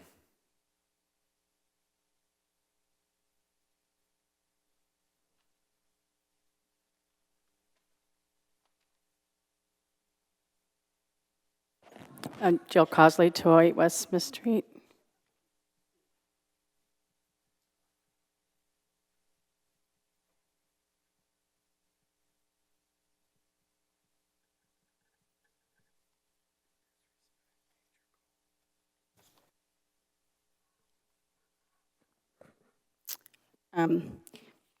We're a city that is divided by bridges. This makes us unique when placing fire stations, keeping in mind that response time matters. Our stations were built and placed in the 4 corners of the city, South End, Center Avenue area, Dean Street, and because of the railroad tracks, Transit Street. These were put where they are on purpose, to be able to reach citizens with short response times. Keeping all 4 stations up and running is essential for the safety of all our people. Taking any one of them away puts the people in that area at risk for both medical and fire response times. When my friend had an incident, firefighters came from just down the street who saved the life of that person. There was nothing for the ambulance to do once they arrived. The residents of the north end of the city are currently being put at risk without Station 5. Our public safety is currently broken. On March 3rd, a resolution was unanimously passed to get quotes for the repairs to the building. This commission obviously sees the need and cares about the people in this area. The resolution needs to be addressed. Enough time has gone by to get those quotes. The lives of the elderly and all the taxpayers in the north end of your city are at risk. Please don't wait for someone to die to move on this. Building a new main branch would not solve this problem, especially since the current main branch is serving its role as intended. It would create a new problem. How would we pay for that? Also, thank you to Commissioner DeWitt for moving ahead on the Public Safety Commission. That's another thing that was brought up. We need to figure out how to set aside enough money for repairs for our fire stations. We have many older residents that depend on it for medical emergencies. It's very sad to see that not much has been done. So I'm asking you tonight to act on the resolution now, to get Station 5 back open so that part of our city can mend, and to get the Public Safety Committee going now, and I see that you are, and I do appreciate that. There is a problem with not having enough money to repair our fire stations. And lastly, to really look closely at the budget. Make sure that there is enough money in there for the fire stations. And lastly, to maybe shift money for the number one priority in our city, public safety. Thanks for all you have already begun. The citizens you represent in all of the wards look forward to what you will accomplish. We need to get this done now. Thank you. Thank you. Oh, yeah, we need that.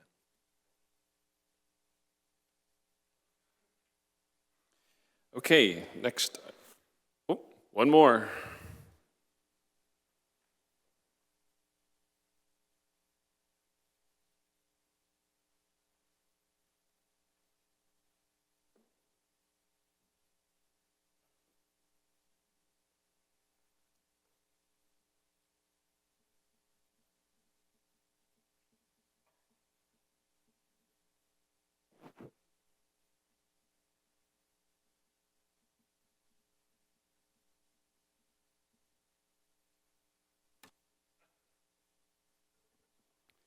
Hello, everybody. My name's Jeff Reed, 409 Fillmore Place, Bay City, Michigan, born and raised. I'm here to talk about the Bay City Bridge Partners tonight. Somebody commented about protests being on the bridge. They're within their legal rights. It's the motorists responsible to keep their vehicles under control and pay attention to what they're doing. But what I wanted to talk about was the boycott. And I brought a couple visual aids with me today. The boycott against the Bay City Bridge Partners is going very well. A lot of citizens are not happy about it, and that's what we have to do.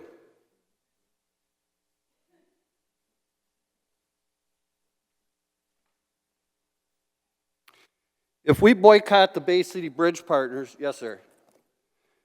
If we all come together and continue with this boycott, we will bankrupt the Bay City Bridge Partners. And in order to do that, you need to close your accounts and remove your transponders. Don't give them your money. It's that simple. They are not in bed with the state of Michigan yet, which is a good thing.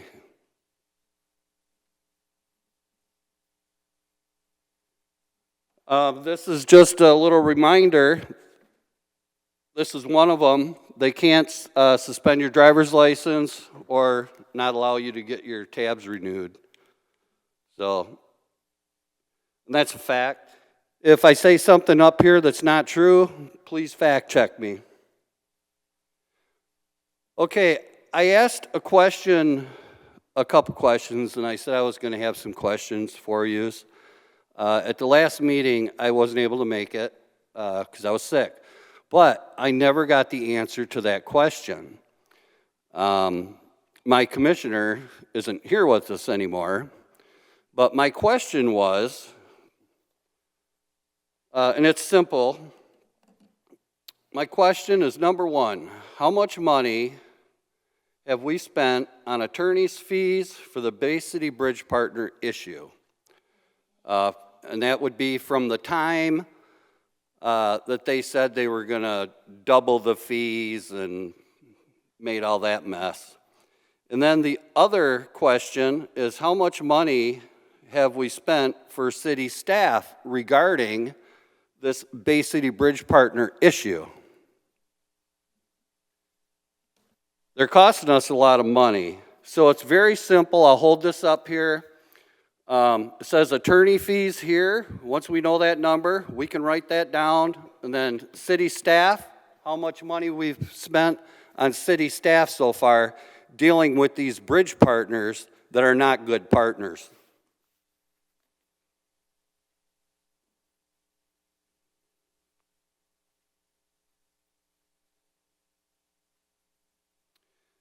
Real quick, that $5 million, I've said it before, that needs to remain in the bank for the defense of the Bay City residents. Another question, did the Bay City Bridge Partners stop tolling on that bridge that isn't complete yet? There's barrels from one end to the other. And the reason I ask this question is because a Bangor Township resident showed me a bill they got in the mail, and it showed that they crossed that bridge, but there was no fee for crossing the bridge. It said $0. So have they stopped tolling since that lawsuit was filed against the Bay City Bridge Partners and the city of Bay City?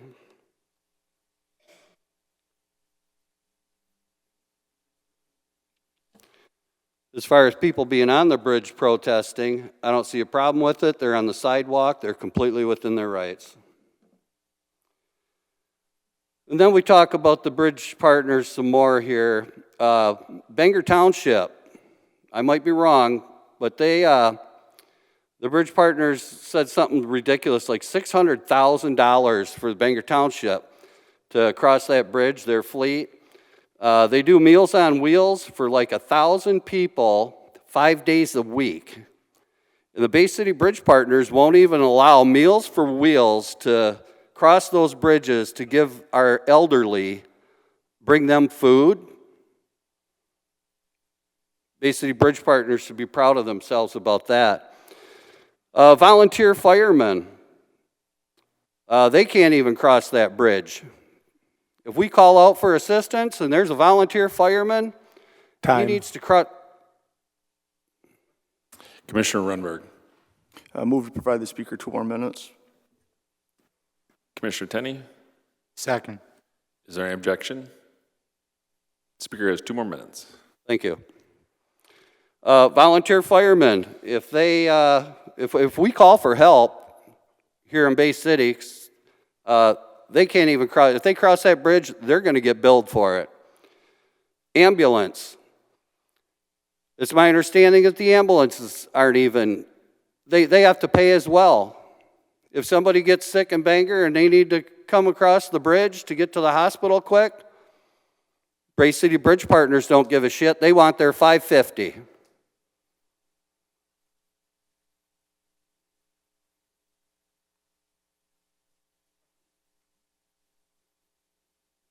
The people of Bangor Township, I would suggest that you guys really get a hold of your representatives out there. This is like deal or no deal on television. Just tell them no deal. Don't cut any deals with the Bay City Bridge Partners. They've proven to us time and time again that all they do is lie. They have been lying to this city and lying to us citizens ever since the first day they walked into town. Bay City Bridge Partners are enjoying this when they see us disagreeing with each other and arguing in these chambers.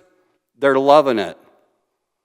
But make no mistake about it, we the people of Bay City and our surrounding communities, we are boycotting these bridges. You can see it, and it is going to work. We just have to stick together, and we'll get through this. But we also need to get them in front of a judge. I still haven't heard anything if they violated this contract yet. Nobody wants to come out and say the last meeting was all top secret. But I would like these 2 questions answered, please, at the next meeting. This will be going, I think, on 4 weeks since I posed the question. That's it. Thank you for your time. Thank you. Anybody else for public comment? Okay, seeing none, next order of business calls for special orders. Will the clerk read the next item on the agenda? Special Order 1, Election Commission Officer, Vice President. Is there a motion? Commissioner Burt? So, is there a can I okay, so nomination, yes. I want to nominate Rumberg for vice president. Okay, is there support? Commissioner Charlevoix. I'll second it. Okay, do you accept the nomination? Yes, I do. Okay, are there any other nominations? Seeing none, we'll take a roll call vote. No, we don't? Okay, so congratulations, Commissioner Runberg, you're vice president.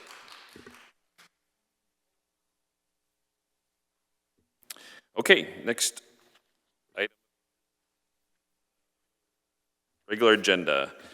So will the clerk read the next item? Reports of Officers 5, City Manager recommending ordinance amendment to the Code of Ordinances, Chapter 78, Parks and Recreation, Article 1, Section 78-4, adding prohibited activities within city parks. Recommendation, receive for first reading and refer to next meeting for second reading and possible adoption. Is there a motion? Commissioner Hilliker. Move to approve. To receive. Move to receive. Is there a second? Commissioner Morris. Second. Roll call vote, please. We don't, what's that? Oh, discussion, I'm sorry. Commissioner DeWitt. Okay. I had issues with this too. Just to the city manager, I guess. Has there been an issue with this in the past? The only one times I could think this would be even an issue would be like during the Y Art Fest or 4th of July in Bigelow Park, and we don't have the extra man hours to go and look at every person who has a tent out looking at those. Yeah, that's not really what we're looking for. There's been a recent issue, and I think Craig can probably come up and talk to this as well from the Parks Department. There's been, without calling out a particular business, somebody who wants to transport people set up shop in our parks to transport people back and forth. And so we had questions about that. And it goes a little bit deeper than that too, because the Coast Guard's involved in that because of the transferring of the number of people across the river and what have you. So we talked to the city attorney, and so this is where it's coming from. But I know there's other instances that Craig has. Yeah, I mean, this would also, yeah, for like the special event stuff, that would all be covered on a special event permit, so that's already included getting a permit. But this would also come up with like soliciting for donations in the parks and stuff like that, so somebody can't just be in there saying they're trying to raise money to put something in the park without getting our approval first. Also, if we were ever to try to do like a charter service, like fishing service out of the marina, they would have to have a permit through us, not just lease a slip and do their business. So that's all this is for. Okay, because I was reading this as we were going to go after because I know on Bigelow Park it's usually quite a party, but it's not very well overseen, so. Yeah, we're not looking to do any of that, no. You all set, Commissioner? That was my thing, yeah. Okay, Commissioner Runberg. Thank you. The concern I had with this, not that we have necessarily a lot of it, but there's always a possibility of it. Would this, the wording that's in there prohibit somebody from, let's say, feeding the homeless within the park? No. Okay. There's nothing in there that would prohibit that at all. Okay. I would say if there was something that would have prohibited that, I would like to see some avenue for a no-cost permit if it's something that's required kind of thing. So, okay, that's all I had. Thank you. You're welcome. Commissioner Coakley. A lot of times within the parks, especially down at Vets, with the tournaments and so stuff going on, I know there's occasion when the concession's not open and somebody may try to sell chips or stuff like that for fundraising for whatever team or organization is putting on said tournament. That would probably fall under their permit that Their they lease have. agreements Yeah, already, they already yeah. have their agreement, so it would fall under that. So they'd be fine. So that's Vets Park where they could just say they wanted somebody to come in and sell something there anyways, Yeah, I they're mean, okay? Even if they did like a food truck, the food truck has to be licensed if they were bringing somebody in like that. And that's, I mean, we license those all the time. But if you're talking about, somebody's child or something coming around and selling something because they don't have concessions, that's covered all under their permit that they have already in place. Yeah, this is specifically for, completely outside of a permit, just somebody wanting to come into the park and run their own business. They would have to, this forces them to have to get a permit of some sort. But what I'm basically saying, if the concession stand is not open down there, Right. they want to sell hot dogs and chips aside from the concession stand just to make a few dollars for that said team or private organization. I mean, if it was part of the like softball organization and part of their already lease agreement, that would probably fall under that. But yeah, if it is just somebody random wanting to sell stuff, yeah, it would require them. So as long as the or whomever is. If it's part of another agreement, then it's. All right, very good, thank you. Anyone else? Commissioner Tenney. Yep, thank you. I'm wondering, does this prohibit, for lack of a better word, panhandling? We already have a panhandle ordinance in place, so that's already covered somewhere else in the Code of Ordinances. Fair enough. So another application that I could think of, similar to what my colleague from the second was asking, like I envision somebody trying to make a few extra dollars, grabbing a handful of glow sticks, going to the fireworks. Are we going to slap them with a $500 fine and give them a misdemeanor? I mean, this seems like an overreach. We wouldn't have staff to do that kind We of stuff don't. anyways. So. This primarily is just somebody who, like he said, setting up in our marina, running a fishing charter, and making money off of the public property. Or putting up signs to solicit donations for something that they want to put in the park, but they have never gotten permission to do that kind of thing. Okay, thank you. Commissioner Bernie Overshaw. Is this about stopping the Water Lily taxi service? Is this, because he has a free water service taxi. So, you know, I'm starting to think, because he wants to help the people that cannot afford to take the Bay City Bridge Partners. So I'm wondering, does this have something to do with that? Kind of hindering the Water Lily free services? It wouldn't hinder it, it would just require them to get a permit. So it would just be to make sure it's on the up and up is all that would do. Okay, do you work for the city? Yes, sorry, I'm the parks manager. Okay, so would this hinder them? Would it be, you know? No, it wouldn't hinder it. I mean, permits, people get permits all the time to do any special events or, I mean, technically a permit to have a wedding in a park or rent a pavilion. I mean, they're fairly simple paperwork. It's just to make sure we know about it and approve of it. Has this something that because I've never heard of this before with us bringing this situation up, and since the Bay City Bridge Partners situation. So is this something new as of today or something that we just put on our agenda today that we're gonna, because of this small business that he has, something that he made up and, you know, thought of for the This came up community? fairly a few years ago with another thing, and then it just kind of fizzled out. And so it was just, I literally went back for some other emails, found the wording from when they were trying to do it a few years ago, and just put that in place. So it's really just a person trying to make a side hustle, so, you know, really make a living off of that. There's not even any necessarily fees attached to this. I mean, the permits are completely separate. So, I mean, there's plenty of permits that we have waived fees on, and in general, the permits are fairly affordable. I mean, we don't charge much for permits in general. It's just so that we are aware of what's going on and people aren't just doing whatever they want in the parks. All right, thank you. Commissioner Coakley. How much is it permit? Depends on the type of permit. I know, like, for weddings in the parks, they can be $200, but for special events, maybe $100. TJ might have better. I was to say, yeah, I was just asking her about like vendor permits if somebody's selling something. Go ahead. Yeah, and if this is passed, we would then put forward a fee structure for it to probably mimic that, where they have the option to do a day, a week, a year, so that if they are only going to be there. But this also doesn't include, you know, special events. They're going to have complete use of the parks, and that's already a whole separate thing. So if this is approved, we'll put through a fee structure that you would have to approve, like any other license and fee schedule. So we would set the fees for the fees? Yep, like I think our vendor is like $5 for a day, $40 for a year or something like that. It's not anything that's gonna deter a business. Thank you. Any other commissioner? The only other question I had, this would help make sure that there's proper liability insurance that we're covered. Is that correct? A big part of this? That's a big part of it, yes. All right, thank you. All right, is there any objection? Seeing none, we'll move on to the next item of business. Communication 7, action plan for system improvements for the 26th Street Substation April update. Recommendation receive. Is there a motion? Commissioner Hilliker. Move to receive. Is there a second? Commissioner DeWitt. Second.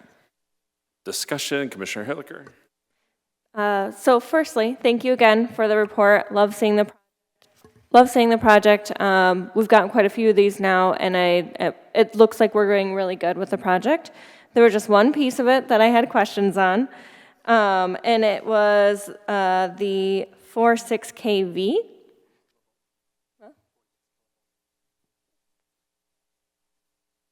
Yeah.